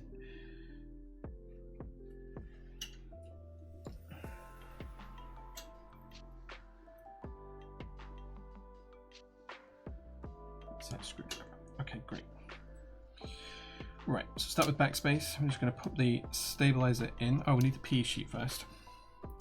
How rude. How could I forget that? Wouldn't have mattered for backspace anyway, but we're good there. We're just going to pop that into place. We're going to take our first screw. pin the stabilizer down, and then gently screw that together. Remember, you're not trying to go too tight with your screws. You don't want to crack the PCB. You just want to go to a nice finger tight and then a quarter turn more. Yeah, I don't know what I'm going to do with the copper one yet. I haven't decided, but the first build's going to be with the aluminium one, I think. Then we're going to do the ANSI enter. I do think there's an ISO PCB available for this, but Albert at Matrix Labs has not responded to me in a few days, so I don't know if we're going to be able to stock any or not.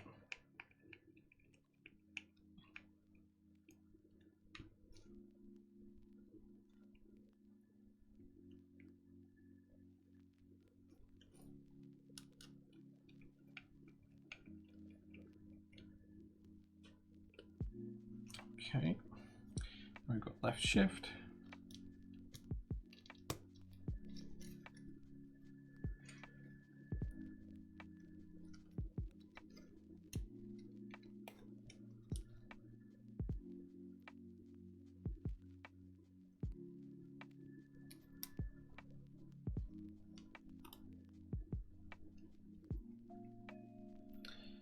Firm and smooth as we're good in this board. Nice. Glad you liked it. We'll see how it feels on this. What do you think has been the best new innovation that has been in keyboards in the past 5 years? I've got some catching up to do. The best new innovation, I mean, there's been a ton, you know, everything from true gasket mounts, isolation mounts, to keyboard foams, to Hall effect keyboards. There's been just an absolute ton of innovation and change in the last 5 years. I don't think I could say one best thing has been the best innovation. I think, in fact, no, actually, I think I can. I think the best innovation has been from moving entirely from the group buy model to having more and more stuff in stock. Oh, that is a different screw. That's a Phillips one, but never mind. Because one of the things that we spent a lot of time working on is moving to an in-stock model across as many product lines as possible. And we have more in stock now than the total of all the group buys that ran in, I think, 2017. So, you know, I think that is the biggest change and innovation in the past 5 years that's been great for the hobby. More in-stock stuff that's sat on shelves ready to ship. I hope that's an acceptable answer for you. Okay, cool. So that's all that ready. Next, we're going to align up our switch foams. I'm just going to drop these on top, just like so. And then we also have a switch foam for around the space bar. And then we have our plate. So we do have a couple of things that we need to do for the plate. The first thing that we need to do is, oh great, this is where the Foster screws. Okay, we have the mounts. So I'm jumping ahead of myself here. So this is just going to hold the plate and PCB assembly together.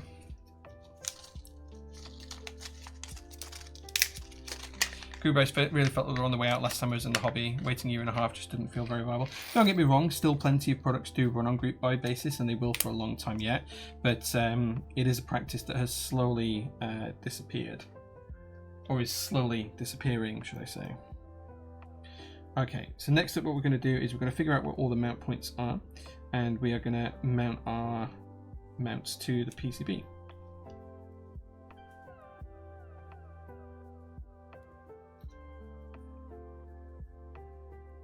So all this is like a standoff, and we're just going to put a screw through and then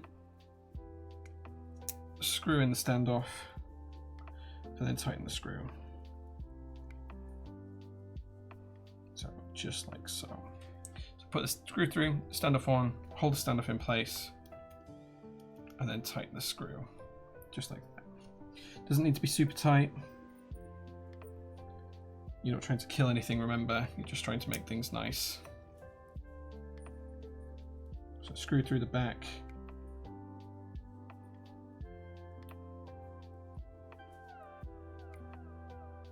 Screw the standoff down if you can. Pin the standoff into place and just tighten until you feel the standoff spin, and then you're good. Just going to go around and do that wherever it matches up with the plate. And you can see we're going to screw the plate down on these screw points here. So there's another one here, and then one there, and then one there.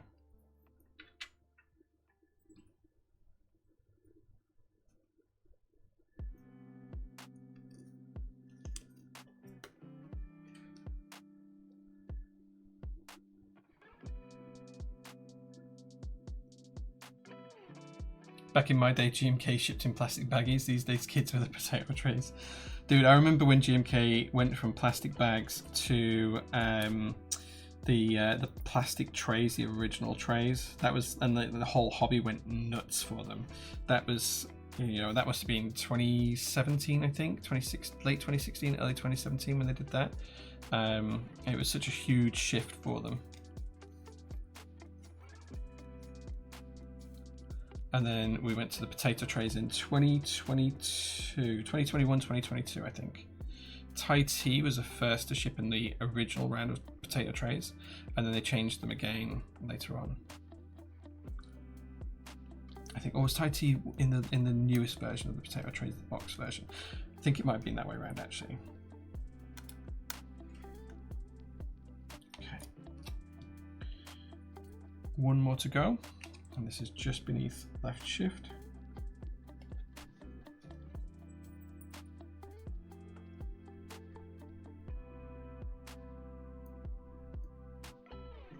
Prefer plastic dust to potato dust everywhere. The problem is that the plastic bags and plastic trays are against a load of German laws on what you can do. So GMK just has to be careful that they abide by all of the regulations and rules that they have to abide by. Right, okay, so now we should be able to drop the foam on top like I did before, line everything up, and that should line up with the stabilizers, it should line up with everything else, it should line up with the pins that we've just put in, just like so, and pop that there. Excellent, now we can drop the top plate on top, line up those, and then the second type of screw we have are countersunk ones, so that they sit nice and flush and they're not going to protrude past the top layer of the PCB. And we're just going to screw those down gently, just until we meet resistance, and then stop. Doesn't have to be super tight. I'm not trying to murder the PCB or the plate, just trying to hold things together nicely. A few more of these to do.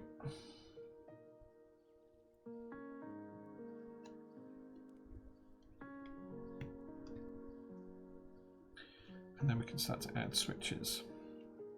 Wait, which switches did you guys pick? Chocolate smoothies, yeah, that's it.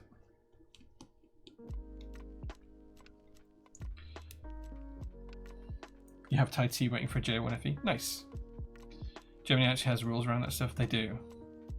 GMK is always working on new tray materials and stuff, yeah. So I don't know when that's going to be announced or released, but it is something they're actively working on. But they have to make sure that it complies with all of the rules and regulations that it needs to comply with. Right, so smoothies time. These are the switches. These are a very light tactile, and I mean light. They are really light in terms of tactile.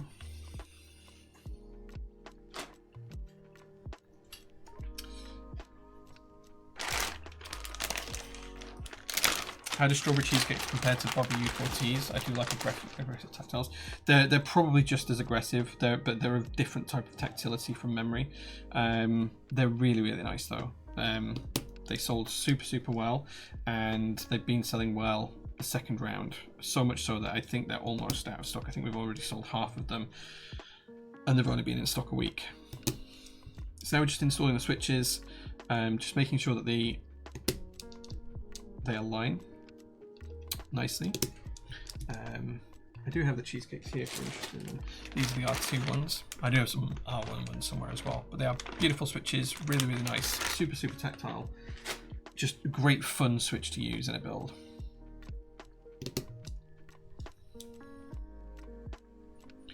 They could ship everything in steins. I do have a couple of the steins from GMK. They've sent me a few over the years, and Cherry have sent me a couple as well. In fact, I have one over there from Cherry that's got my name etched on it. They put J in it and stuff, which is very, very kind of them.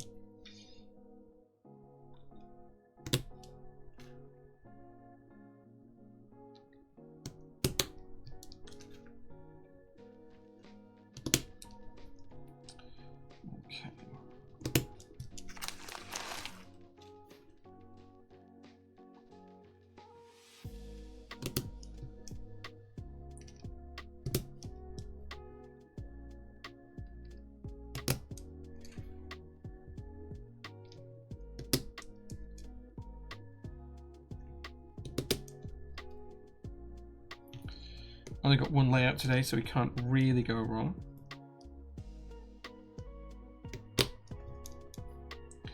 So we don't need to worry about spacing the switches or anything.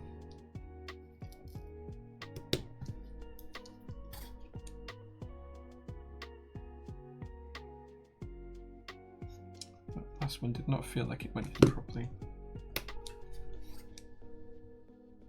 It did. Just need a little bit more force. Do you starting to also have a partly rough surface? I was surprised when I got mine that it wasn't smooth on the outside. Yeah, some of them do. Yeah, the one from Periwinkle, or not Periwinkle, a Winkler, that was not 100% smooth on the outside, I think. Okay, which way around do we need to go for step caps? Step caps is the correct way around. Okay, there we go. The one I have from Cherry that's over there is very smooth on the outside, like it's like a true ceramic glaze. But I think the one I got from Germany last time is a little bit rougher in texture.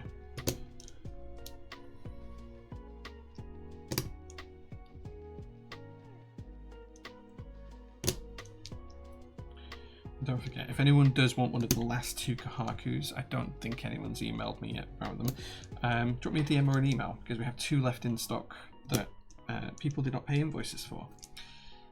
So I'd rather offer them to you guys who are spending your Sundays watching me build a keyboard than necessarily put them up on the Discord unless I have to.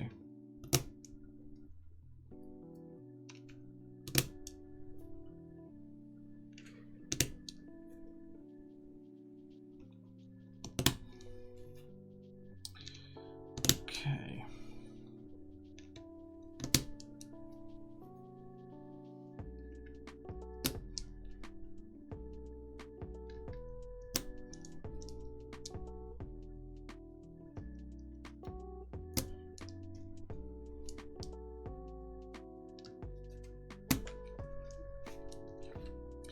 Starting to get there with the build now. It's starting to look more and more like a keyboard.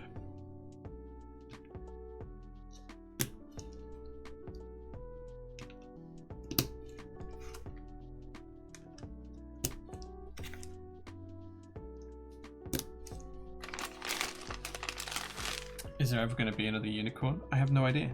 I am not involved that closely with Singer. I know Elaine quite well, and of course I work with KLC, who does a lot of their boards, and we are usually the vendor for the UK, but I'm not sure on the unicorn. Didn't realise the standoffs are optional on this board. Yeah, you don't have to use the standoffs if you don't want to. I like to use them just so I know on any hot swap board, just so I know the PCB and the plate are fully tagged together correctly. No, Silly Mellow. I'm not going to enforce that rule for the last 2. If anyone would like to pick up the last 2 rubber Hakus, which is the rubber hose Kahakus, I have 1 grey, 1 beige.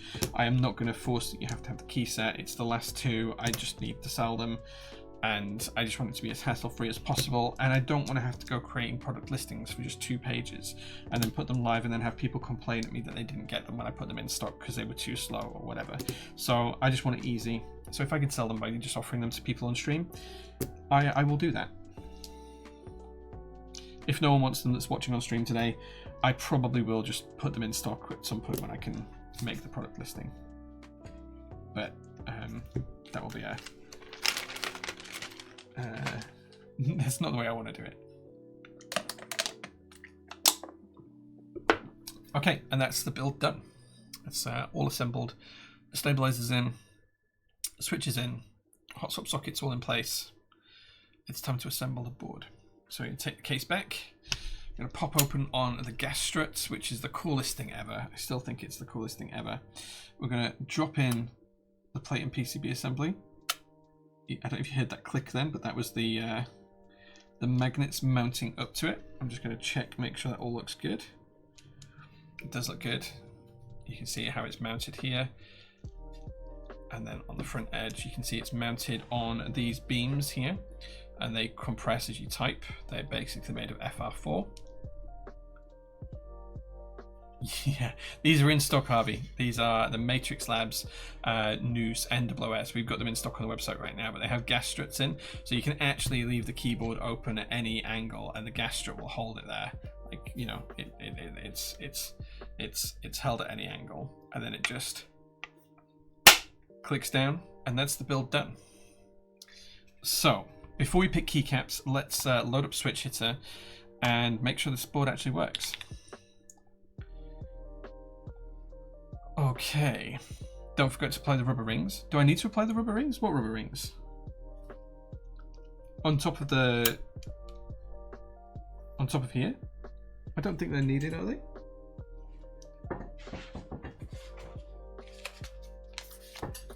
Do we have to do that?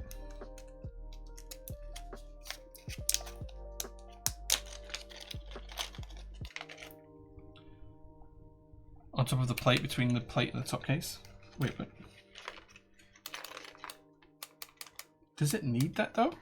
I didn't think that was, I thought it was an optional step. Let's have a look at the build guide. I thought that was optional.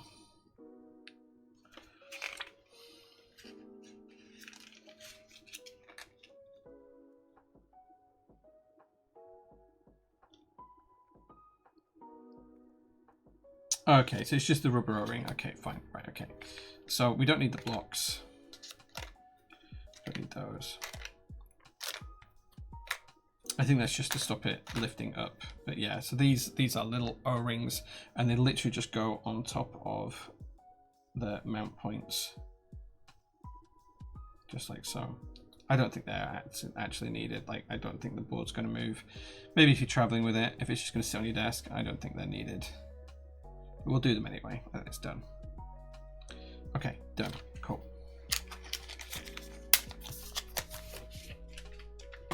Right, let's shut that up. There we go. Switch Hitter is loaded. Let's grab a cable. Better read the manual. Yeah, we read the manual.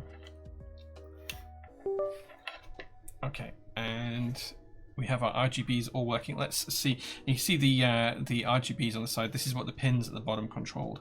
RGBs on the side. We can control all of that as well. That is all controllable, and it just looks fantastic. Look at the RGBs shining on the side as well there, and you can kind of get a peek through the side. But yeah, the side here looks really cool, and then on the other side, just peeking through there as well. Okay, let's give it a test and see if we've got everything working. Top row is all working. Yeah.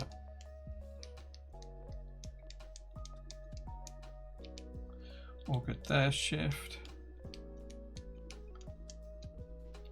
Shift as well. Space. That's going to be FN. Oh no, disconnected it. There we go. Oh no, disconnected again. There we go. Oh. That's definitely FN key working. And those all work as well. Excellent. Cool. So the board all works, which means now we can put some keycaps on the board. There we go. I was very surprised by the amount of control of the RGB. Yeah, you should be able to control pretty much everything with the RGB. We might have a look at that later on if I've got time. Cool. Okay, so now we've got the board built, and it's looking absolutely beautiful. It's got the gas struts in place, the RGBs are working, all of the textures are there. It's got the NOOS logos on both sides. It's got all of the cool stuff on the bottom. No worries, Harvey. I hope you enjoy them. We'll get them shipped out tomorrow for you. Super, super cool board. It's now time for you guys to pick some keycaps. So I do have some choices for you. I have GMK Hootie, which is pink and grey, which might go really well with the meteorite case. Let me get a poll going while I do this and show them. New poll.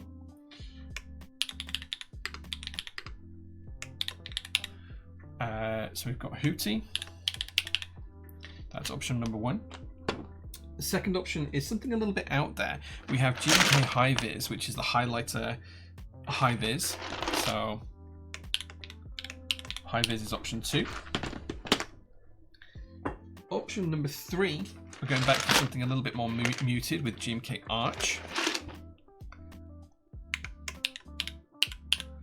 And then finally, the fourth choice today is something a bit shiny. This is the glazed beige. So these keycaps are the shiny keycaps in beige. So they are absolutely gloss finished. They are super duper shiny. Like you can see there, that they catch the light. They are super shiny. And that's the fourth option for you today, because beige are beige. And who doesn't love something that's good and glazed? There we go. Right. Does the PT pink match the Hootie pink? Not exactly. It's not an exact colour match. There's one of the PT pink keys here. So this is one of the PT keys. These are GMK branded keycaps. That's the pink from that. And then the pink from Hootie is slightly different. So you can see there, it's not quite the same pink.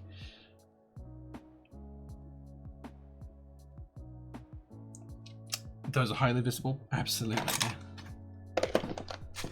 When it says high vis, it does what it says on the tin, right? Those are the choices anyway. So let's see how that's going. Hootie and glazed beige are winning. Down there so you can see the colours. Hey Jay, just a quick one on the website. Is there any way we can filter for keycaps to have the base kit available? Sometimes when I press it, it's certain novelty, etc. only available. Unfortunately, there's no real good way of us doing that we can automate it, Eamon. So we've tried to do it, whereby if the base kit, but the base kits aren't always called base kits. Sometimes they're called standard kits or whatever. So, and some key sets don't have base kits; they just have modifier and alpha kits. So we haven't found a good way that we can automate it yet. So the answer is broadly no.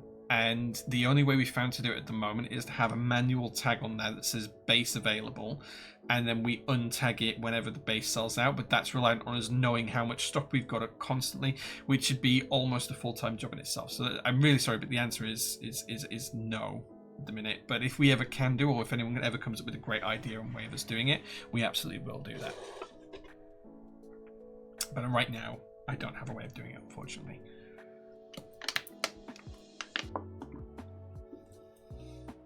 The only other way we tried actually was if the highest priced kit has stock available, class that as base, but that doesn't always work either, because sometimes the international kit's more expensive than the base kit, for example, or whatever. So yeah, I wish there was. It looks like Hootie's going to win this, which is great because I've not put Hootie on a board in years, and it's such a good set.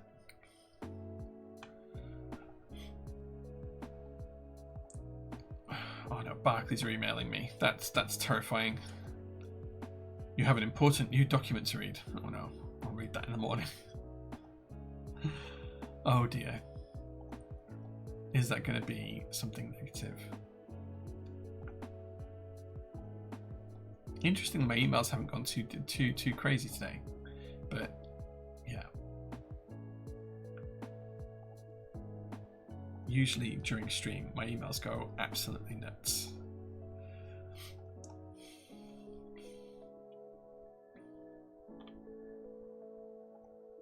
Interesting, my DMs haven't either. Guess what I've been doing is just putting a minimum price filter and hoping for that to show me most base kits. Yeah, it's not an exact science though, so I haven't found a really good way of doing it yet. If I ever do, I will do it. Coffee check, Sean. I'm drinking, or I was drinking earlier on. I'm drinking the Fiction blend from Jay's Roastery, my coffee company. So yeah, so you can order that from jaysroastery.co.uk.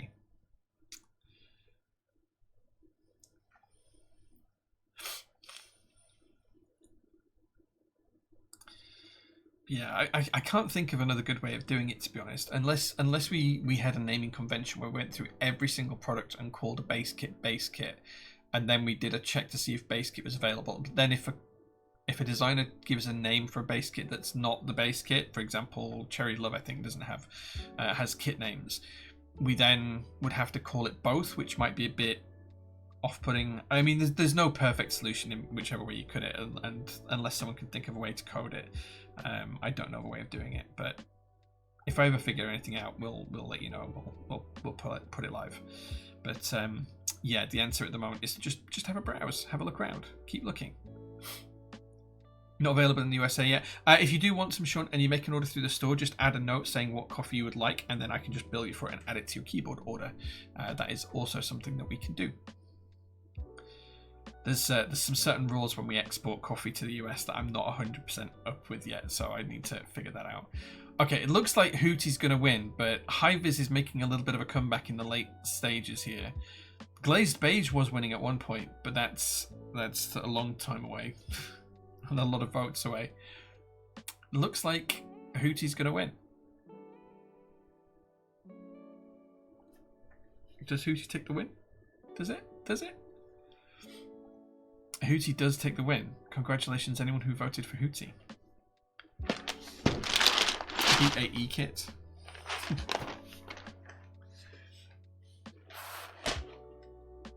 So the Captain Mike kit. Let's zoom in so you guys can see as we get the keycaps on this board.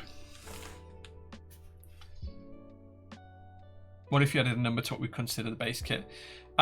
Maybe. If we always call the base kit like number 1, and we could do a filter for number 1, it would work, but it means also going back and doing it for every product we've ever sold and manually changing the names, which is not a small amount of work.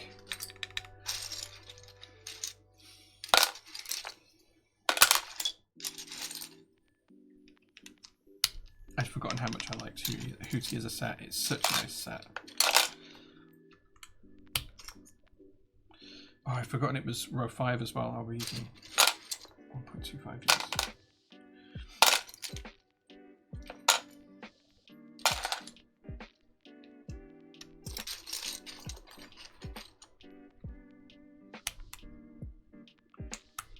I had forgotten how nice of a set this was. To be honest, I'd forgotten how good it looks. Do you know what I'm going to go? No, I'm not going to do that.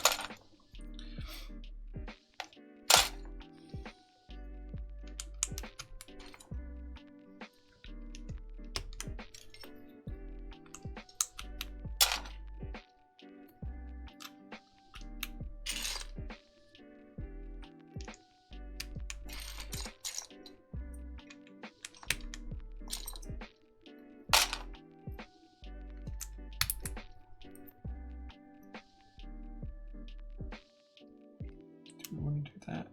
No, I'm going to keep that to one side. I may or may not use that.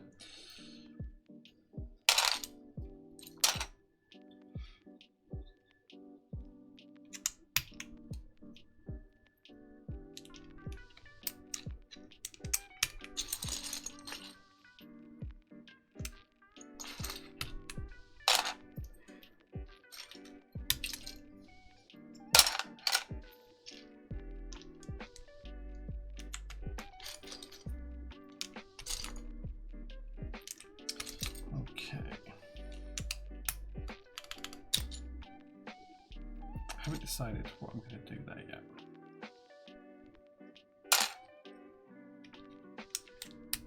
Step capped because stepped capped is best.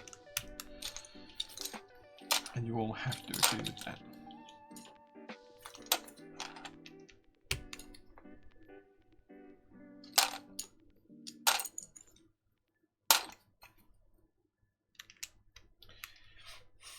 When did this set run? I want to say it ran in 2021, but I might be wrong. It might have been a little bit earlier than that. It might have been 2020, delivered in 2021 actually. Maybe I'm wrong. Maybe I'm wrong. I'm only going from memory, so. I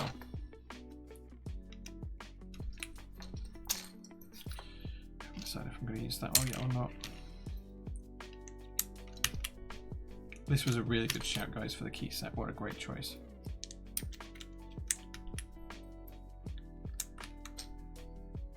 Not sure yet.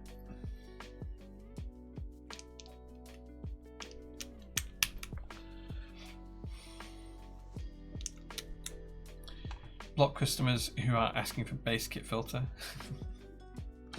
No, I would never block customers for that.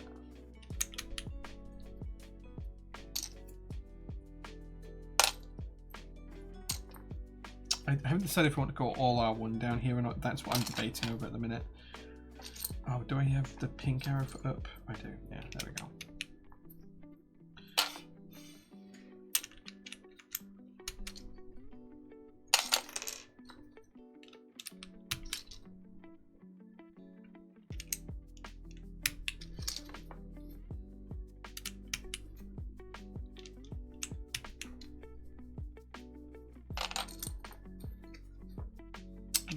decided not to. I've seen the R4 key. I'm going to go with that.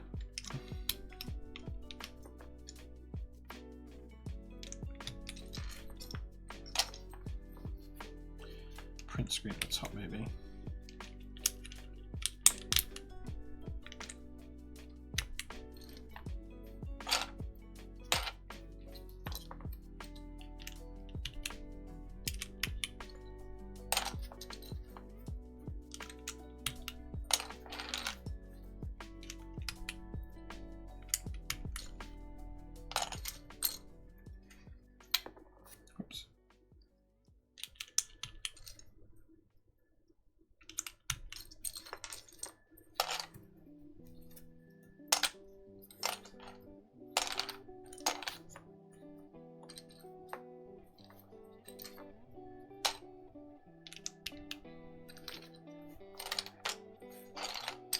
Maybe we do have the page up and page down keys here now.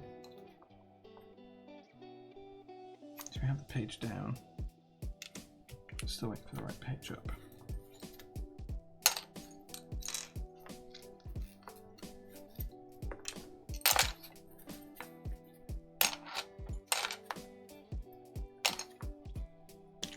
There's the Alt key.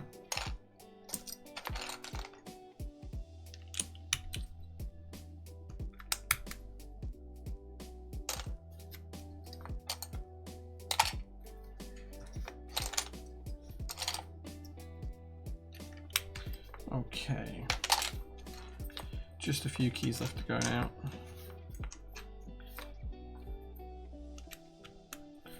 Right, so maybe we've already put the page up key away. Oh, I'm wrong, it's that. I'm just looking at it from the wrong angle. There we go. And we are done.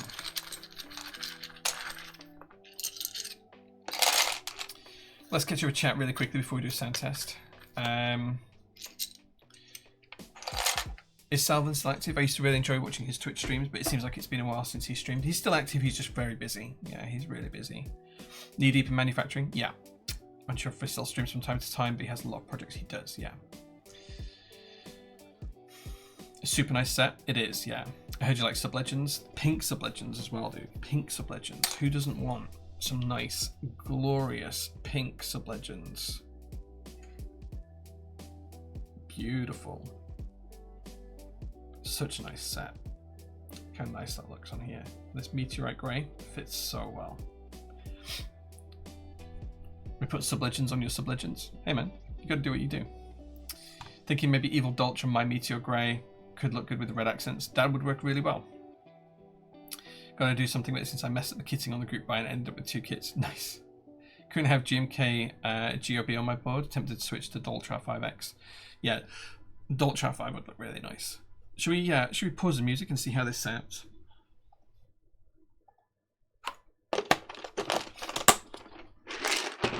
I just don't vibe with the pad print. Unfortunately, GMK can't do triple shot, so yeah. Right, let's see how this sounds. Oh yeah, nice and poppy.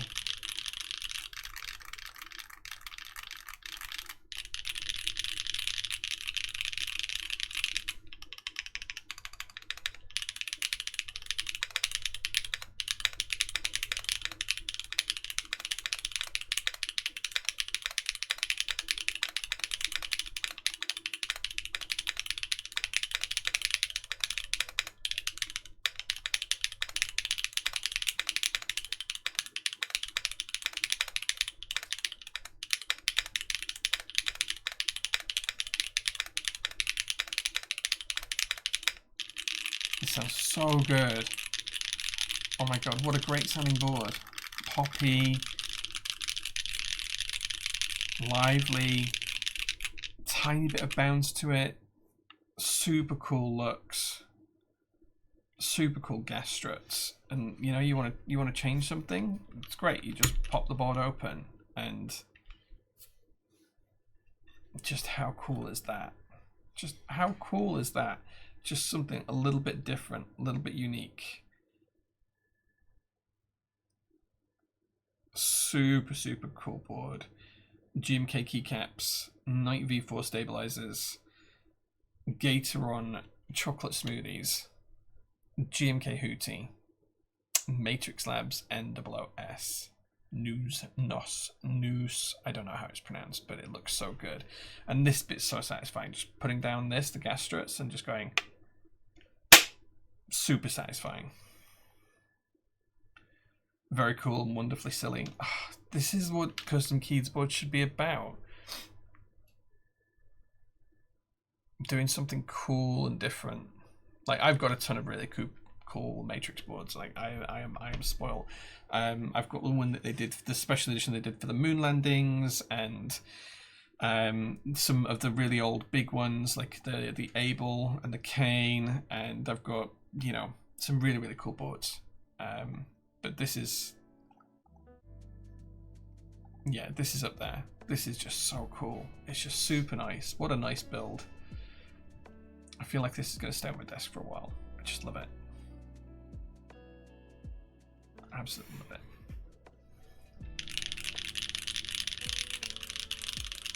it. No. These are in stock on the website now. I mean, they're Matrix boards, so they're not going to be the cheapest. We can probably have a look at the pricing. I know for some reason my browser's still showing. Is there a sticker on the back? No.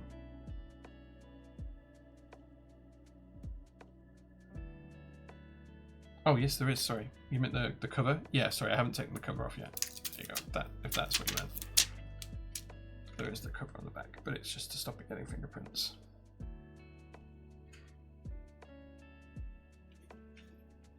It's not Cerakote, it's their own powder coating. Oh, the coating? What's the coating like? The coating is lovely. It's not a Cerakote, but it's almost as thin as a Cerakote, but they apply it very similarly. It's closer to a powder coat, but it's not as thick as a powder coat.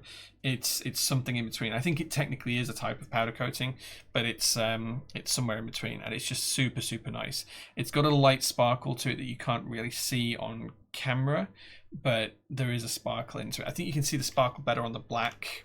You can see the sparkle much better on the black, but the sparkle's there in the grey as well. So if you look at this section here, you can see it sparkles a lot more.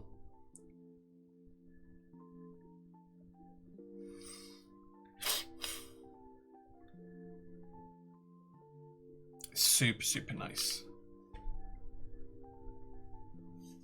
Guide the Raid? Guide the Raid? What's that? I don't understand what Guide the Raid is. Is that something I've got turned on?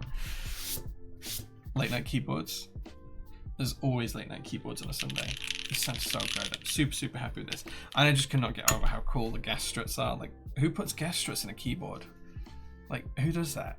Matrix Labs are the only people doing that, right?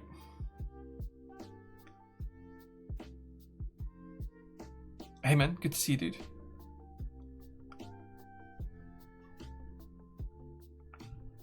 Yeah. That click close, so satisfying. I know these are in stock. I'm not sure how much they are off the top of my head. Okay, so they are £366.67 plus VAT, which for UK customers makes them £440 in stock, or for non-UK customers they're £366.67. So yeah, you may have bought the beige one just now.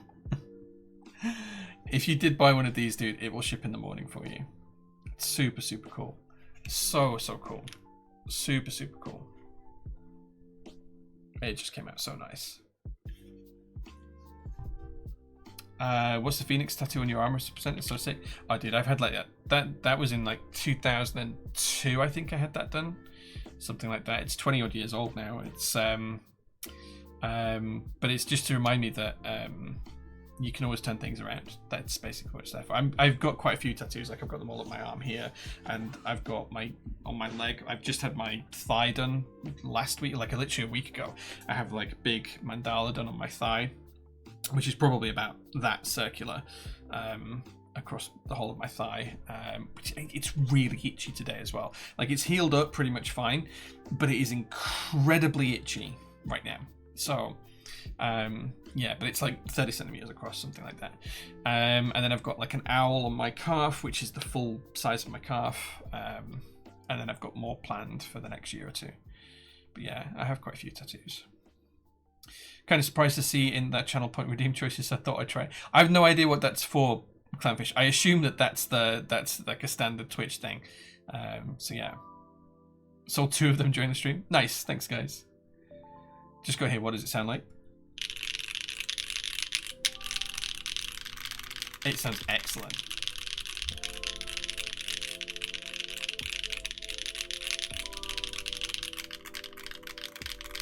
So, I'm actually getting a tattoo next week, Human Going, which will be the SPC logo. If any SPC member would like to flood the chat with SPC logos right now, he can see what I'm getting done. So yeah. Is Kevin still behind the Gator on X project? Used to chat to him a fair amount. He is, but I haven't spoken to him in a while. The last round was done purely through Canon Keys, I think, and we just bought them from Canon Keys, so yeah. Really tempted to pick up another Reverie as a workboard. I keep telling me I can always have a different board I already own as my workboard. Thank you, Twitch subs, for the SPC rocket there. That will be adorning my ankle next week. I think it's going to get done on Wednesday, I think. I just need to double check that that's happening still, but my tattoo artist is coming to the workshop just to visit, just to check things out and have a look at the workshop. And one of the things we've talked about is he already knows he's going to be doing it at some point, so I'm going to see if when I go pick him up he can just bring the gear to tattoo me here, and because it's only going to take 10 minutes, it's not a huge thing, and I'm having it done about an inch tall. Was the NOOS shown some years ago? I'm sure I've seen the gas strut render shown a long time ago. That was the original prototype, which was on a... They did 2 prototypes with them. One was on a 60%, one was on a TKL. That was in 2018 and 2019, respectively, if I remember rightly. And they could never get them working quite right. And now they have it ready. Are you vending GMK vintage keys? Yeah, I think the group buy is live right now. Yeah, the group buy is live right now on the website. Let's just go back to build stream and share browser.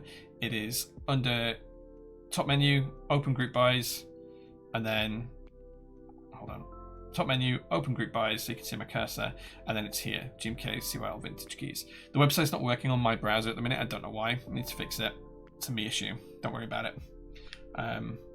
Is it? Oh, trying to use a keyboard that's not plugged in. Is it a size thing? No, I don't know why. Anyway, but yeah, they are in stock right now on the website. So yeah, you can. Well, not necessarily in stock. The group buy is live right now on the website. Let me get my terminology right. So yeah.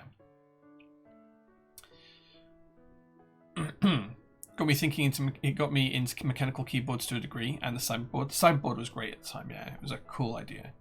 There's a TKL version of the Matrix Lab NOOS. Only a prototype. It never went to production. Can you order in-stock stuff together with it? No, like we do prefer that there is a big terms and conditions button on the website that you have to tick. This box right here. You have to tick that before you can add it to your cart, which says that you're not going to order it with other pre-orders with in-stock items. Cannot be purchased with in-stock products. The reason for that is because although if someone orders something that's in stock along with a group buy, we then have to store that, look after it, insure it, tax it, and everything else until the group buy is ready to ship. And the cost of doing all of that is significantly more than the profit we'll make on the product. So, yeah, we tend not to offer it. What is SPC? It's the Twitch subs channel. So if you subscribe on Twitch or if you do it on Ko-fi, which are both options for you, and then you join the Discord, you will get access to the SPC channel. It's a Twitch sub only channel. It is one of the nicest communities in keyboards. It's one of the nicer communities I've seen anywhere within the whole keyboard hobby, and they are a lovely bunch of people, but it's Twitch sub only chat. So basically people who subscribe support prototypists through streaming. Basically the sub money buys me, Mel and Sharon treats. It buys us coffee, it buys us teas, it buys us biscuits, it buys us lunches when we go out, it pays for company meals. That's what we use the stream Twitch income from, which is about, it's not a huge amount of money. It's about 150 quid a month, something like that. It's not a huge amount of money, but that's what we use that for. So yeah, so if you want to support us and you want to join the SPC, you can join. You will find out what the SPC terminology means when you join the Discord. Were there any extras on the Wraith 60? No, we didn't have enough QC passes to have any extras in stock for it. Sorry. Do you still have your personal Lava 60 unit?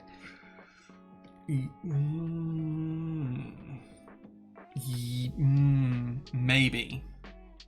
I'm not sure, if I'm honest. Niku, I don't know. I don't think I had one. I think I just built a customer one on stream. I don't remember keeping one, if I'm honest.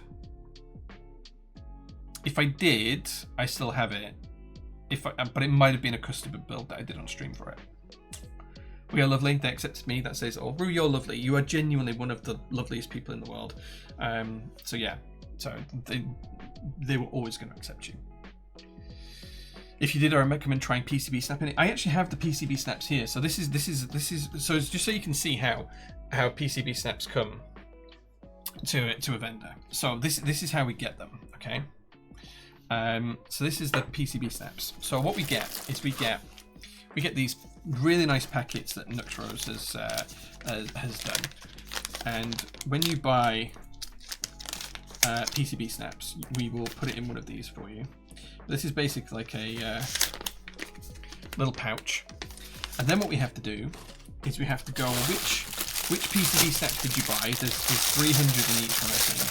Which PCB snaps did you buy? Oh, you bought the yellow ones, which are the PCA ones. We then have to go, okay, we get 6 of those. So we go 1, 2, 3, 4, 5, 6. And then we have to put that in a pouch and then ship it for you. Like there's a lot of work that goes into these. Can you imagine having to do like all of those or pre-package them? The other option is that Mel and I can spend half a day each pre-packaging these, or we can do it as the orders come in. So I don't know which way we'll do it just yet, but we'll do that. How do PCB snaps work? They sit onto the PCB. So these snap onto your PCB. Your PCB will go through this here, and then these bits rest on the mount points for O-ring mount inside. So basically they're a replacement for gummy O-ring mount. They work with a lot of different PCBs and cases, but not every PCB and case. But it all depends on how the case is designed. But effectively, if you have a board that you want to make gummy O-ring mount, but you want to use screw-in stabilizers, you can just buy these and use these instead. And they come in different weights and thicknesses and strengths. So yeah. Why do they not send them pre-packed? Because we've got to earn our 10 pence margin by manually counting them out. It literally costs us more to count these out than we make on the margin on them. So yeah. And the other thing that we've got recently is these are the stub stems. So these are from Bowl keyboards, and these are basically like a replacement stem for switches. And they are stub stems. These are made by B-Sun. I'm just trying to get the specs up really quickly. Yeah, so they are a tactile stem, and a lot of people have been using them in the Cherry MX2A housings, but they are a really, really nice tactile stem. You can see just how tactile they are. Super duper tactile. Look at that bump.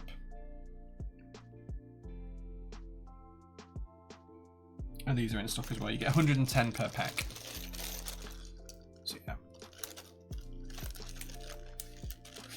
Your mouse looks much cleaner on stream than it does in real life. It's just being cleaned. It gets grubby, right? It gets grubby and dirty, and yeah. Don't comment on my desk, Mr. Reed. I can't imagine how filthy your desk is. We know where you use your card. You told us earlier on. So yeah. But like Niku, in the keyboard hobby, most things arrive like that, and we have to count them out. Like switches, they arrive in a big box of 1,000, and we order 20,000 switches at a time or whatever it is, and we then have to count them out manually for each order. So yeah, the rocket on the bottom of the mouse, that's the SPC logo. That's what I'm getting tattooed. It's an SPC mouse. That's why it's pink. It was custom painted by Leonardo the Mouse in SPC colors. It's the official SPC mouse. I think we made like 10 of them a couple of years back. So yeah. Press X to doubt. Yeah, Reed's desk is not clean. It's not clean. Cool. Okay, so I think we're done with the stream for today. My phone has been buzzing, so I need to go out and answer some phone calls, I think. But yeah, I'm going to head out. Please do pick something up off the website. Give us some support. Give us some love. I'm really in love with this Matrix board. It's been fantastic. So thank you so much for watching, guys. Go check out all the new stuff we've dropped in stock, because there's a ton of stuff that we've put out there.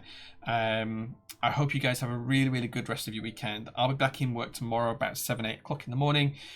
Take really good care of yourselves. Come watch on Instagram and Discord because I'll be about all week. And I'll see you guys soon. All right. Take care. Bye-bye.